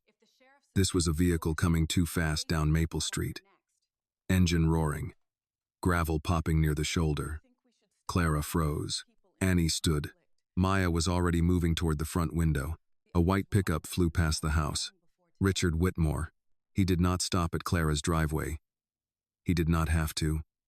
The truck swerved just enough toward the curb to make its message clear, then jerked back into the lane. A horn blared once, long and mocking. Clara's hand went to her chest. Maya opened the front door before Clara could speak. "Stay inside." "Maya, don't you go out there." But Maya was already on the porch. The white pickup reached the end of Maple Street, turned in a wide, careless arc, and came back slower this time. Richard sat behind the wheel with sunglasses on, one arm hanging out the open window. His grin was lazy, rich, and mean. He rolled to a stop in front of Clara's house. "Well, well," he called. Atlanta came home. Maya stood on the top step. "You're blocking the road." Richard laughed. "Road's wide enough. For sober drivers, maybe." His smile thinned. "You got a mouth." "I've been told." Clara appeared behind the screen door. Maya, come inside. Richard glanced toward her and lifted 2 fingers in a false little wave. Morning, Miss Clara. Fence still leaning, I see. Maya's eyes went cold. You hit that fence. Did I? He looked at the fence as if seeing it for the first time. Hard to remember. Folks around here blame Whitmores for everything. Weather goes bad. Probably my fault too. Annie stepped onto the porch beside Clara. If the weather drove drunk and ran over property, maybe. Richard's grin vanished for a second. Old ladies in this town have gotten bold. Maya took 1 step down. Not far. Just enough to place herself between his truck and the porch. What do you want, Richard? He tilted his head. Me? Nothing. Just checking on neighbors. You have never been a neighbor to anyone you couldn't buy. The words landed. His jaw tightened. From the passenger seat of the truck, a young man Maya did not recognize shifted uncomfortably, looking down at his phone as if he wished he were anywhere else. Richard leaned out the window. You think because you printed a few papers at the county office, you know something? Maya's pulse stayed steady. I know enough to understand why you're nervous. That got him. Richard opened the truck door and stepped out. He was tall, well-fed, expensive boots, pressed shirt, watch shining at his wrist. He looked like a man who had never lifted anything heavier than a glass and never apologized without a lawyer present. Clara pushed open the screen door. Maya. Maya did not look back. I'm fine. Richard walked around the front of the truck, stopping near the curb. Let me explain something to you. Your mama has lived here a long time because people let her, same as folks let a lot of things slide around here out of kindness. Kindness? Maya repeated. Yeah, kindness. That little house, that broken fence, that old car, you start stirring up business that doesn't concern you. People may stop being kind. Annie's voice shook with anger. You mean Sheriff Rusk may stop covering for you? Richard pointed toward her. You need to watch yourself. Maya's phone was already in her hand, held low at her side, recording video. Richard noticed a second too late. His expression changed. Maya lifted the phone slightly. Go on. You were talking about kindness. Richard stared at the camera, then gave a stiff laugh. You recording me on private property? I'm on my mother's porch. You're in a public street.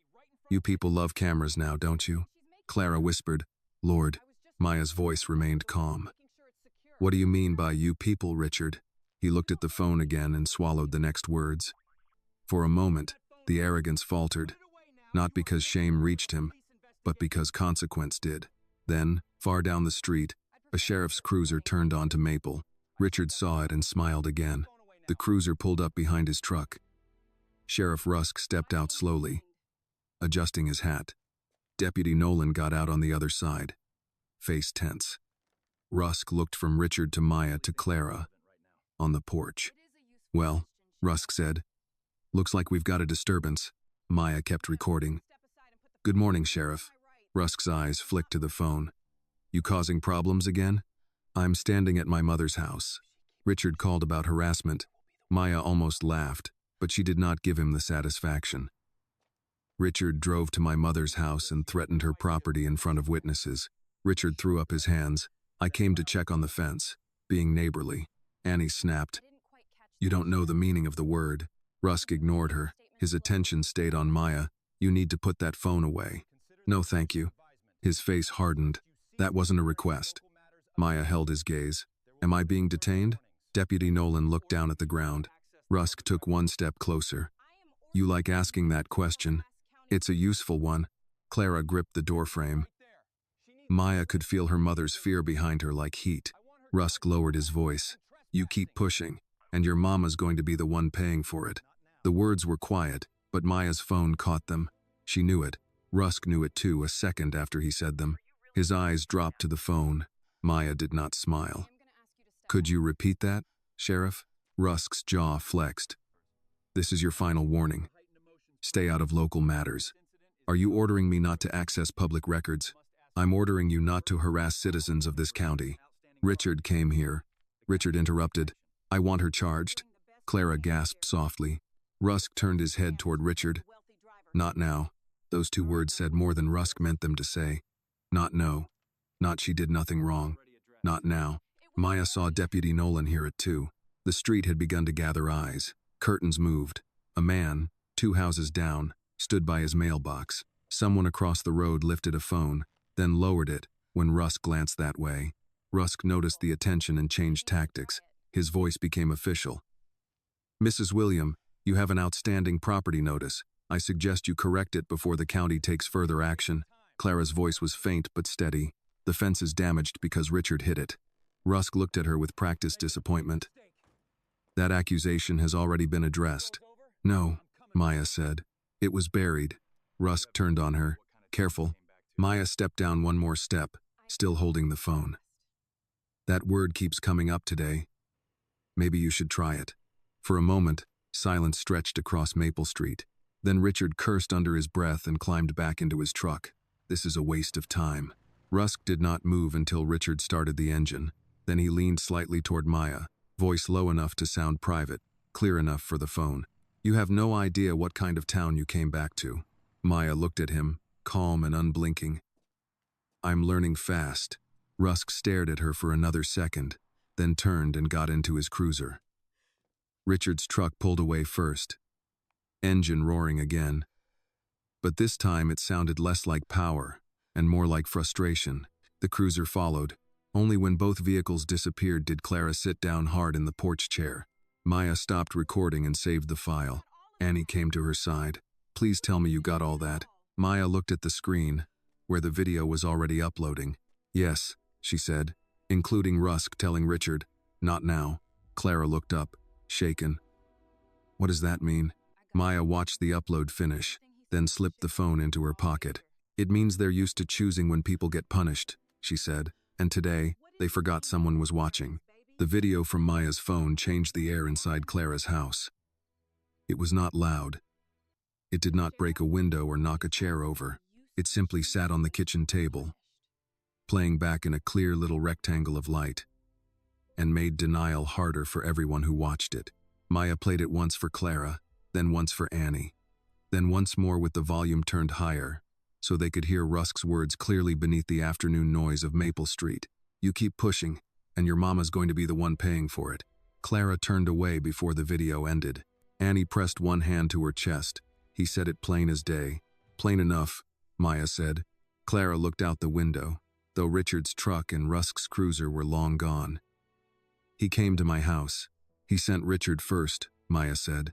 "Then he arrived like he was cleaning up a problem. That's what he does," Annie said. "Lets somebody else make the mess, then shows up with a badge and calls himself order."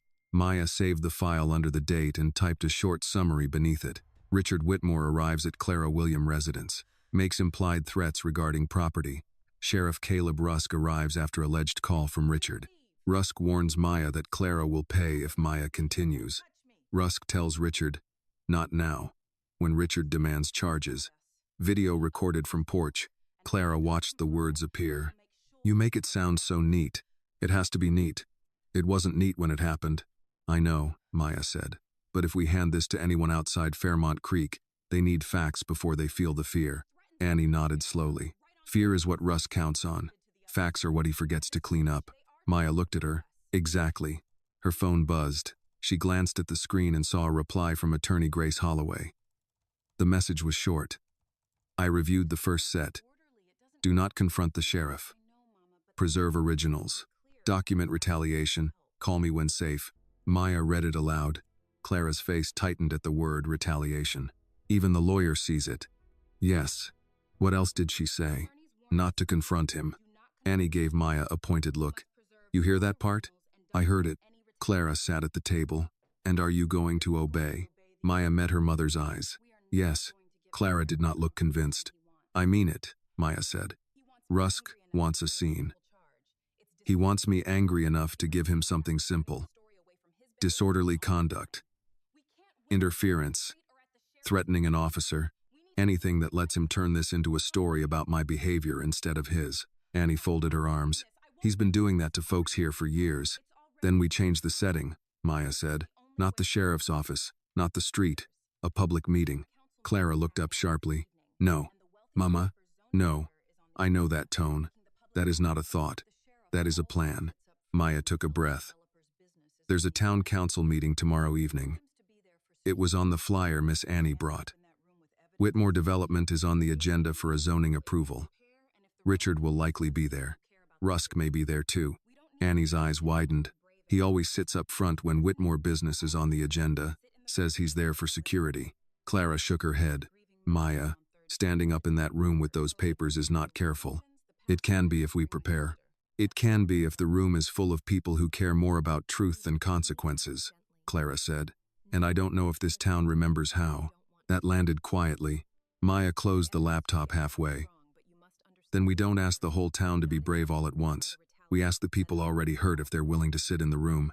They don't have to speak unless they choose to. Their presence matters. Annie leaned forward. Earl might come. Louise too, Maya said. Maybe Ben. Maybe Mrs. Price. Clara's voice dropped. Darnell's mother has suffered enough. Then we ask gently, Maya said. And if she says no, we leave it alone. Clara searched her daughter's face. You promise? I promise. Grace Holloway called 20 minutes later. Maya put her on speaker only after Clara agreed. Grace's voice came through calm, mature, and clear. The voice of a woman who had spent years walking frightened people through rooms where power wore a suit. Maya, I've seen enough to tell you this needs to be handled carefully. You have possible evidence of selective enforcement, retaliation, false reporting, intimidation, and maybe public corruption if those financial links hold up. But possible is not the same as proven. I understand, Maya said. Good. Do not threaten the sheriff. Do not tell him you're going to ruin him. Do not post the video online tonight out of anger.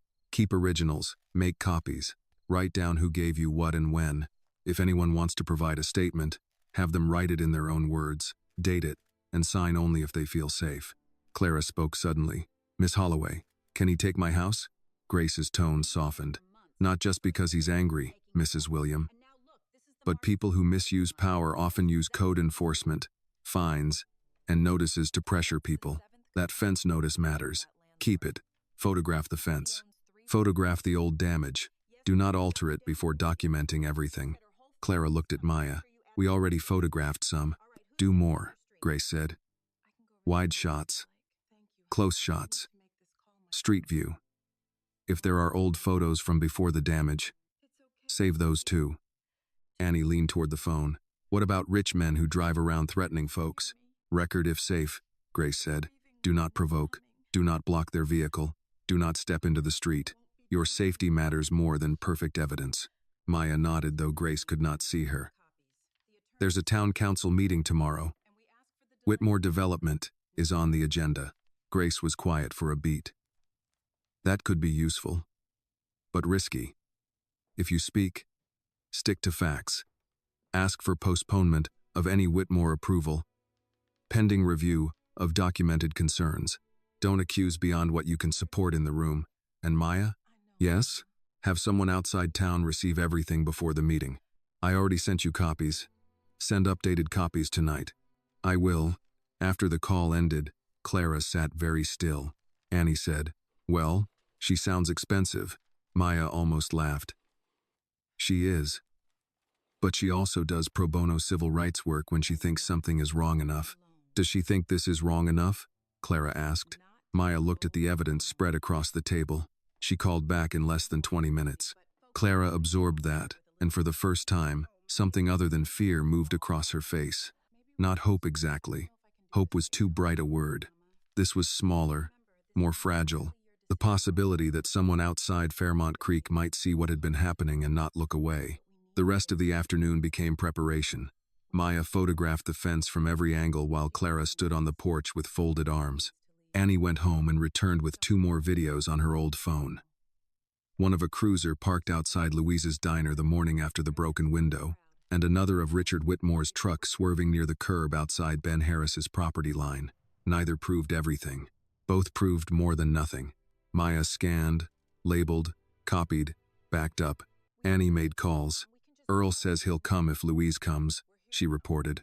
Louise says Earl better not use her as an excuse. Ben says he'll sit in the back but won't speak. Mrs. Price didn't answer. At Mrs. Price's name, Clara looked down. Maya noticed. I can go by tomorrow. Clara shook her head. No, let me call her tonight. Mother to mother. Maya did not argue. Around dusk, Clara dialed Laverne Price while Maya and Annie stepped into the living room to give her privacy. They could not hear every word. only Clara's gentle tone, then a long silence. Then Clara saying, "I know, honey. I know exactly why you're scared." When Clara returned, her eyes were wet. "She'll come," she said, "but Darnell won't." "He doesn't have to," Maya said. Clara nodded. "Laverne said she doesn't know if she can speak. I told her sitting there is speaking some." Annie wiped her eyes. "That's right." By nightfall, the plan was simple enough to survive fear. Maya would attend the council meeting with Clara and Annie. She would bring copies, not originals. Grace would have the full file. Earl, Louise, Ben, and Laverne would come if they could. Maya would ask the council to delay Whitmore Development's zoning matter until the county reviewed documented concerns involving Sheriff Rusk's handling of incidents connected to Richard Whitmore. No shouting, no threats, no revenge. Just the truth, organized. Clara locked the front door after Annie left. Then she stood with Maya in the quiet kitchen, looking at the neat folder on the table. "I'm still scared," Clara said. Maya slipped an arm around her shoulders. "Me too." Clara looked surprised. "You are?" "Yes. You don't look it. I had a good teacher." Clara leaned into her daughter, tired and warm and trembling just a little. Outside, Fairmont Creek settled into darkness. Somewhere near the square, Sheriff Caleb Rusk still believed fear belonged to him. That silence could be renewed like a permit. That poor people would always bend before the paperwork broke. But at Clara William's kitchen table, fear had been sorted into folders, copied into drives, and placed in the hands of people who had finally begun to remember their own names. The next day arrived with a heavy sky and a heat that felt older than the morning. By noon, Fairmont Creek had slipped into that slow southern rhythm where porch fans turned lazily, pickup trucks rolled through town with windows down, and older folks did their errands early before the sun pressed too hard against the sidewalks. But inside Clara Williams' house, nothing felt slow. Every hour seemed to carry them closer to the town council meeting, and every small sound made Clara glance toward the window. Maya spent the morning making copies at the kitchen table. She printed the parking ticket, the fence notice, the payment confirmation, Earl Jenkins's accident report, Louise Carter's repair bill, screenshots of campaign donations, the suspicious email, and still images from the videos. She kept the originals separate in a blue folder, the copies in a manila envelope, and the digital files backed up in 3 places. Attorney Grace Holloway had sent another message before breakfast. "Stay calm. Speak only to verifiable facts. Do not go alone." Clara read that last line twice.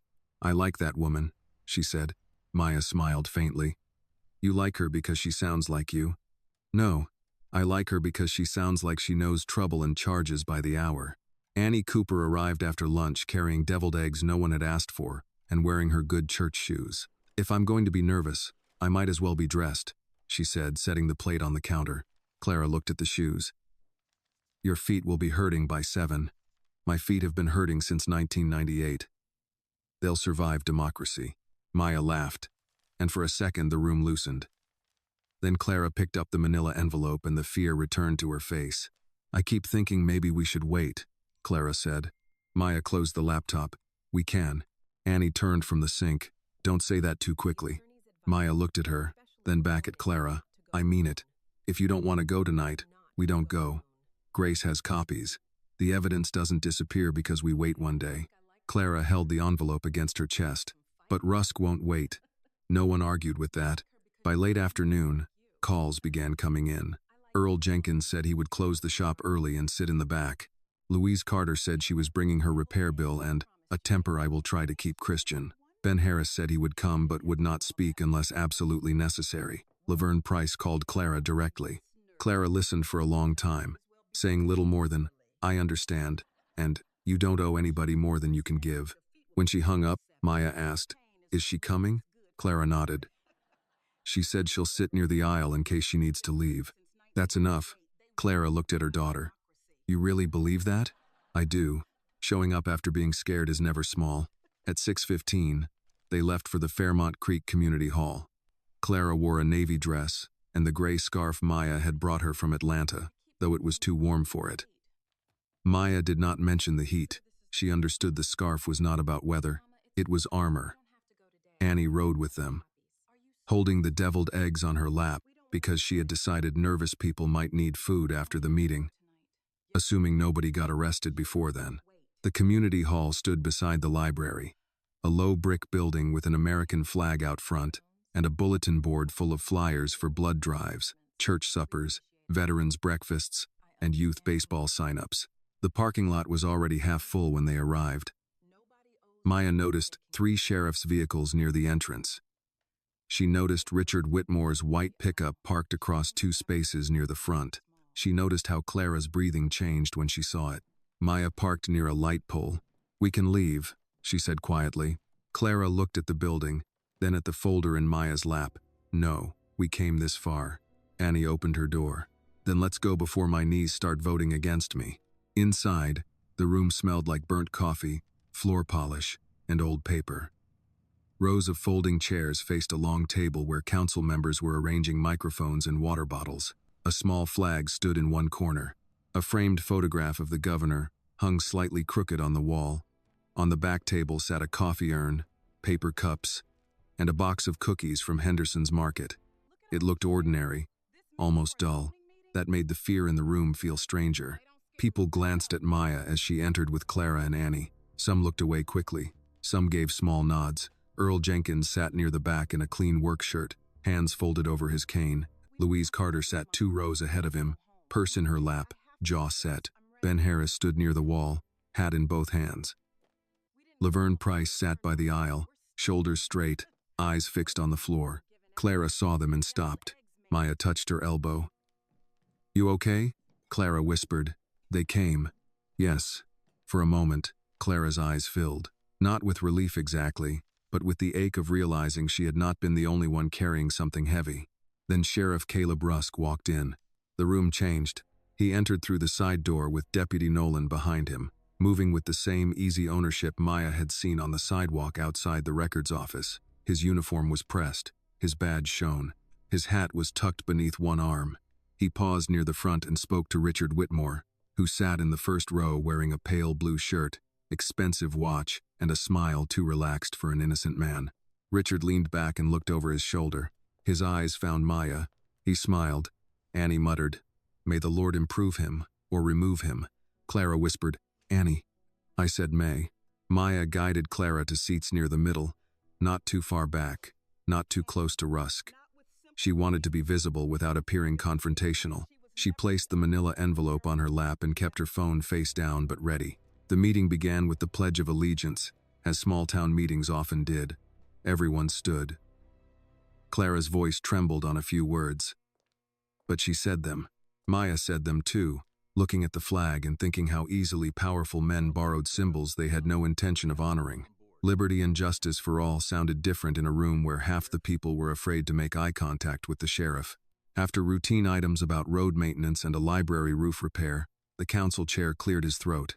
Next on the agenda is Whitmore Development's zoning adjustment request for the East Mill Road project. Richard stood before anyone asked him to. He smiled at the council as if they were old friends gathered to approve the inevitable. Maya felt Clara's hand tighten around hers.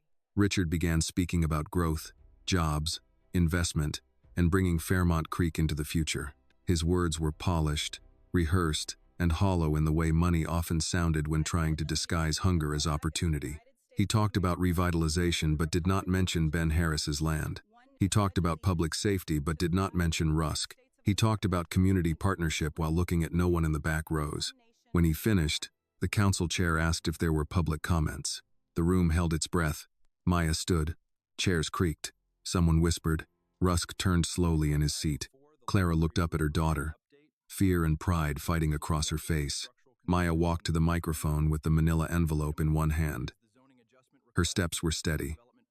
Her voice, when she spoke, was calm enough to make the room listen. "My name is Maya William," she said.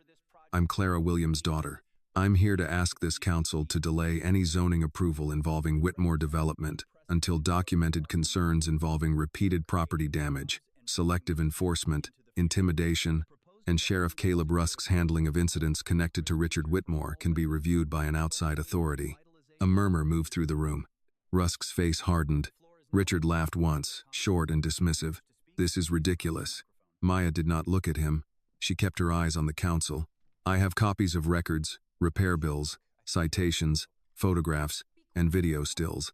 I am not asking this council to reach a verdict tonight. I am asking you not to reward a development applicant while credible concerns involving abuse of authority and unequal treatment remain unresolved. The council chair looked uneasy.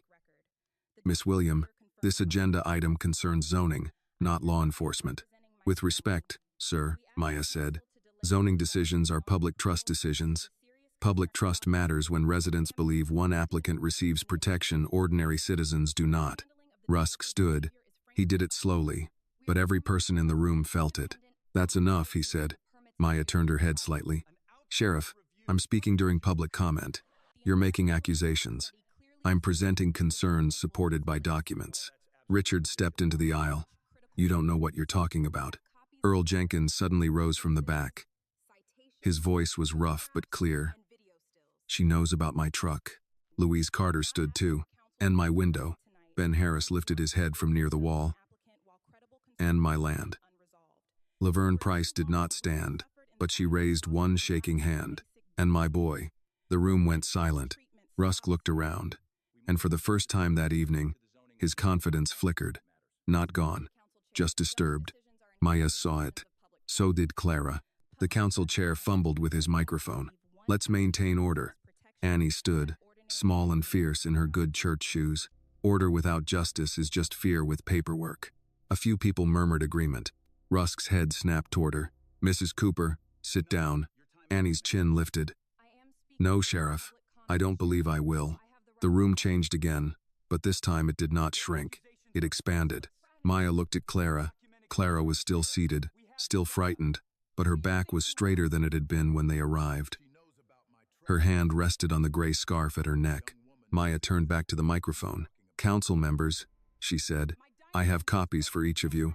And as she opened the manila envelope, Caleb Rusk took one step into the aisle, his face darkening with the fury of a man who had just realized the room was no longer obeying his silence. The morning after the council meeting, Fairmont Creek woke slowly, as if the town itself did not know how to behave without Sheriff Caleb Rusk's shadow stretched across it. No cruiser rolled past Clara William's house at breakfast. No deputy slowed at the curb. No strange phone call came through the old beige landline. The silence felt so unfamiliar that Clara kept pausing in the kitchen, waiting for it to turn into something else. Maya noticed but did not mention it at first. She sat at the table with coffee in both hands, watching sunlight settle over the folded gray scarf Clara had laid carefully across the back of a chair. The manila envelope was still on the table too, but it no longer looked like a dangerous secret. It looked like what it had always been, proof. Annie came through the back door at 8 with no knock and no apology. Well, she said, setting down a bag from Henderson's market. The town has not caught fire. Clara gave her a tired look. Good morning to you too. I said what I said. Maya smiled. Any news? Annie pulled out a chair. Plenty. Louise says 3 people came into the diner before 7 just to ask if she was all right. Earl says 2 customers offered to give statements about Richard's drinking. Ben Harris said somebody from the state called him already. And Darlene Pike did not get fired this morning, which I consider a miracle worth writing down. Clara sat slowly. And Rusk? Annie's expression sobered.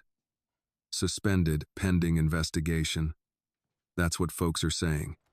State people were at the sheriff's office before sunrise. Took boxes out. Computers, too. Maya nodded quietly. Grace Holloway had called late the night before and told her the same thing in careful lawyer language. The investigation had widened. The sheriff's office records were being preserved. Deputy Nolan had agreed to cooperate. Richard Whitmore had retained counsel before midnight. Consequences, Maya had learned, did not always arrive as thunder. Sometimes they came as paperwork finally moving in the right direction. Clara looked toward the front window. It doesn't feel real.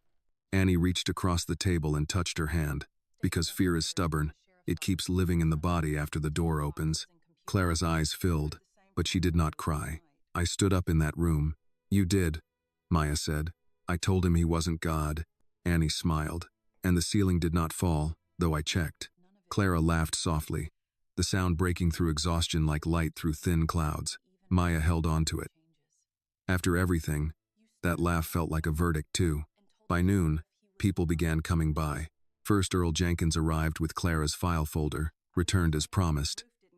though Maya had already copied everything.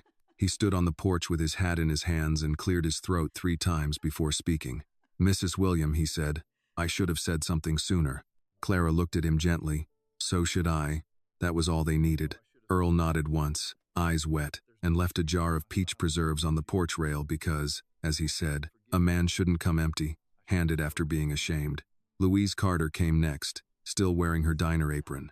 She brought chicken salad and a repair bill she had finally decided to sign. "If they're collecting papers, they can collect mine too," she said. "I'm tired of paying for glass and swallowing the insult." Ben Harris came in the afternoon with a copy of an old property map folded under his arm. He did not stay long. He simply handed it to Maya and said, "My daddy's pecan trees are marked right there. I don't know if it helps, but I want somebody to know they existed."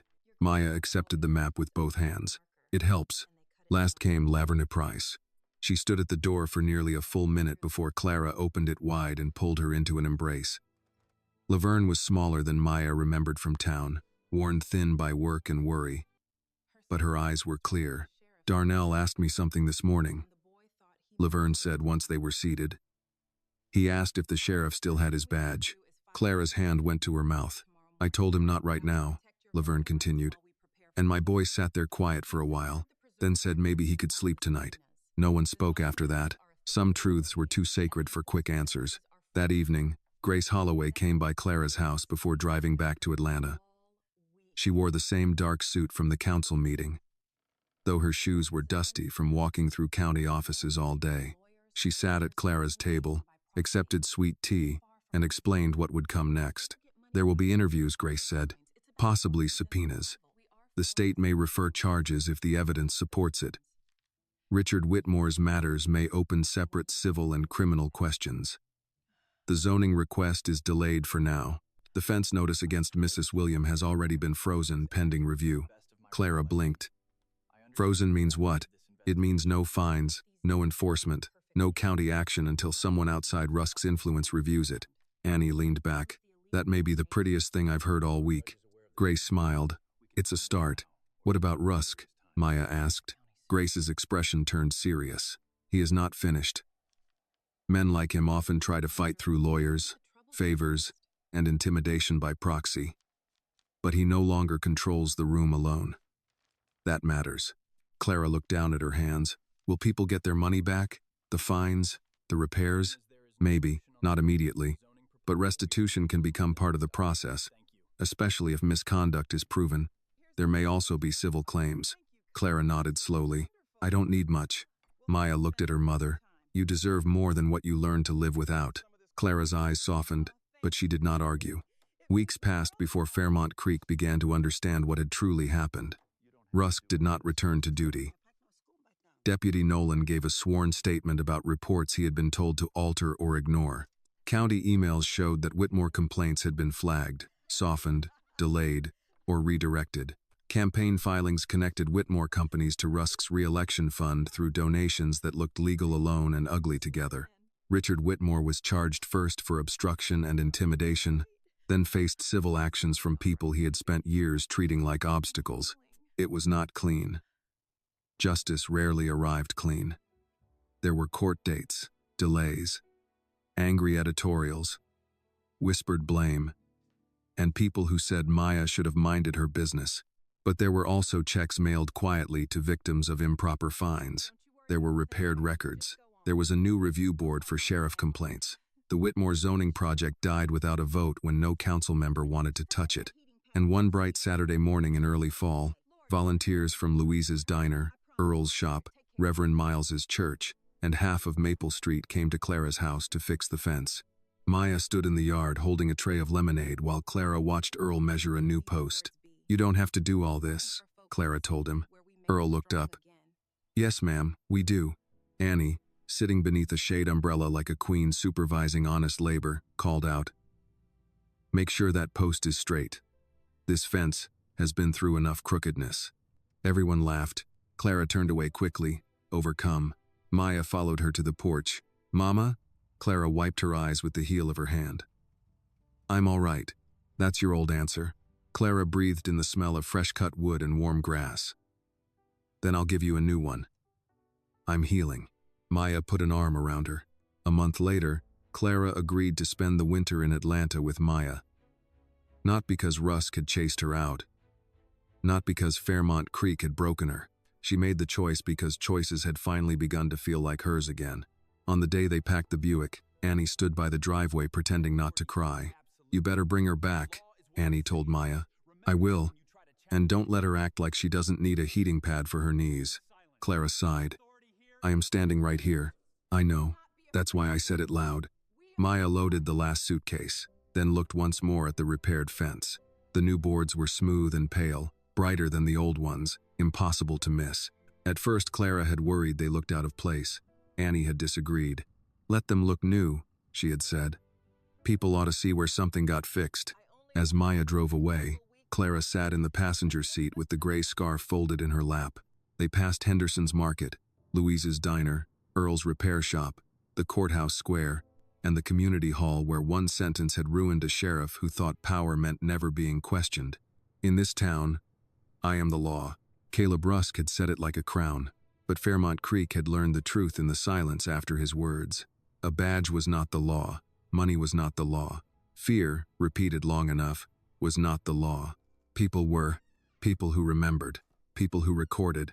People who stood up even with shaking hands. People like Clara William, who had spent years being underestimated because she was poor, black, widowed, and quiet. Only to prove that quiet did not mean empty, and fear did not mean defeated. Maya reached over and took her mother's hand. Clara looked at her daughter. "You know, I wanted one peaceful weekend." Maya laughed softly. "I know. I suppose we got something else." "What's that?" Clara looked out the window as Fairmont Creek grew smaller behind them.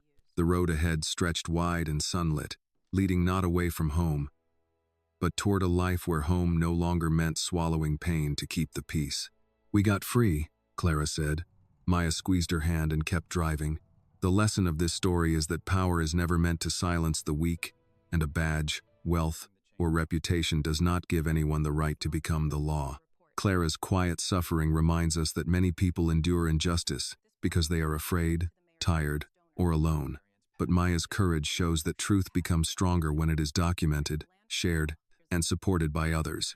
The story teaches us that justice may begin with one person asking questions, but it is fulfilled when a community finally stands together and refuses to let fear rule their lives. Thank you for staying with this story until the very end. If it touched your heart, I would truly love to hear your thoughts on the storytelling, the emotional pacing, or whatever stayed with you after listening. Every comment you share helps make the next stories more honest, moving, and meaningful. And if you have a powerful or meaningful story of your own, please do not hesitate to send it to the channel. It may become the next story to touch and inspire thousands of others. This video is a work of fiction created with the assistance of artificial intelligence. All characters, events, and situations are not real and do not represent any actual people or true stories. The content is intended for storytelling and emotional illustration only.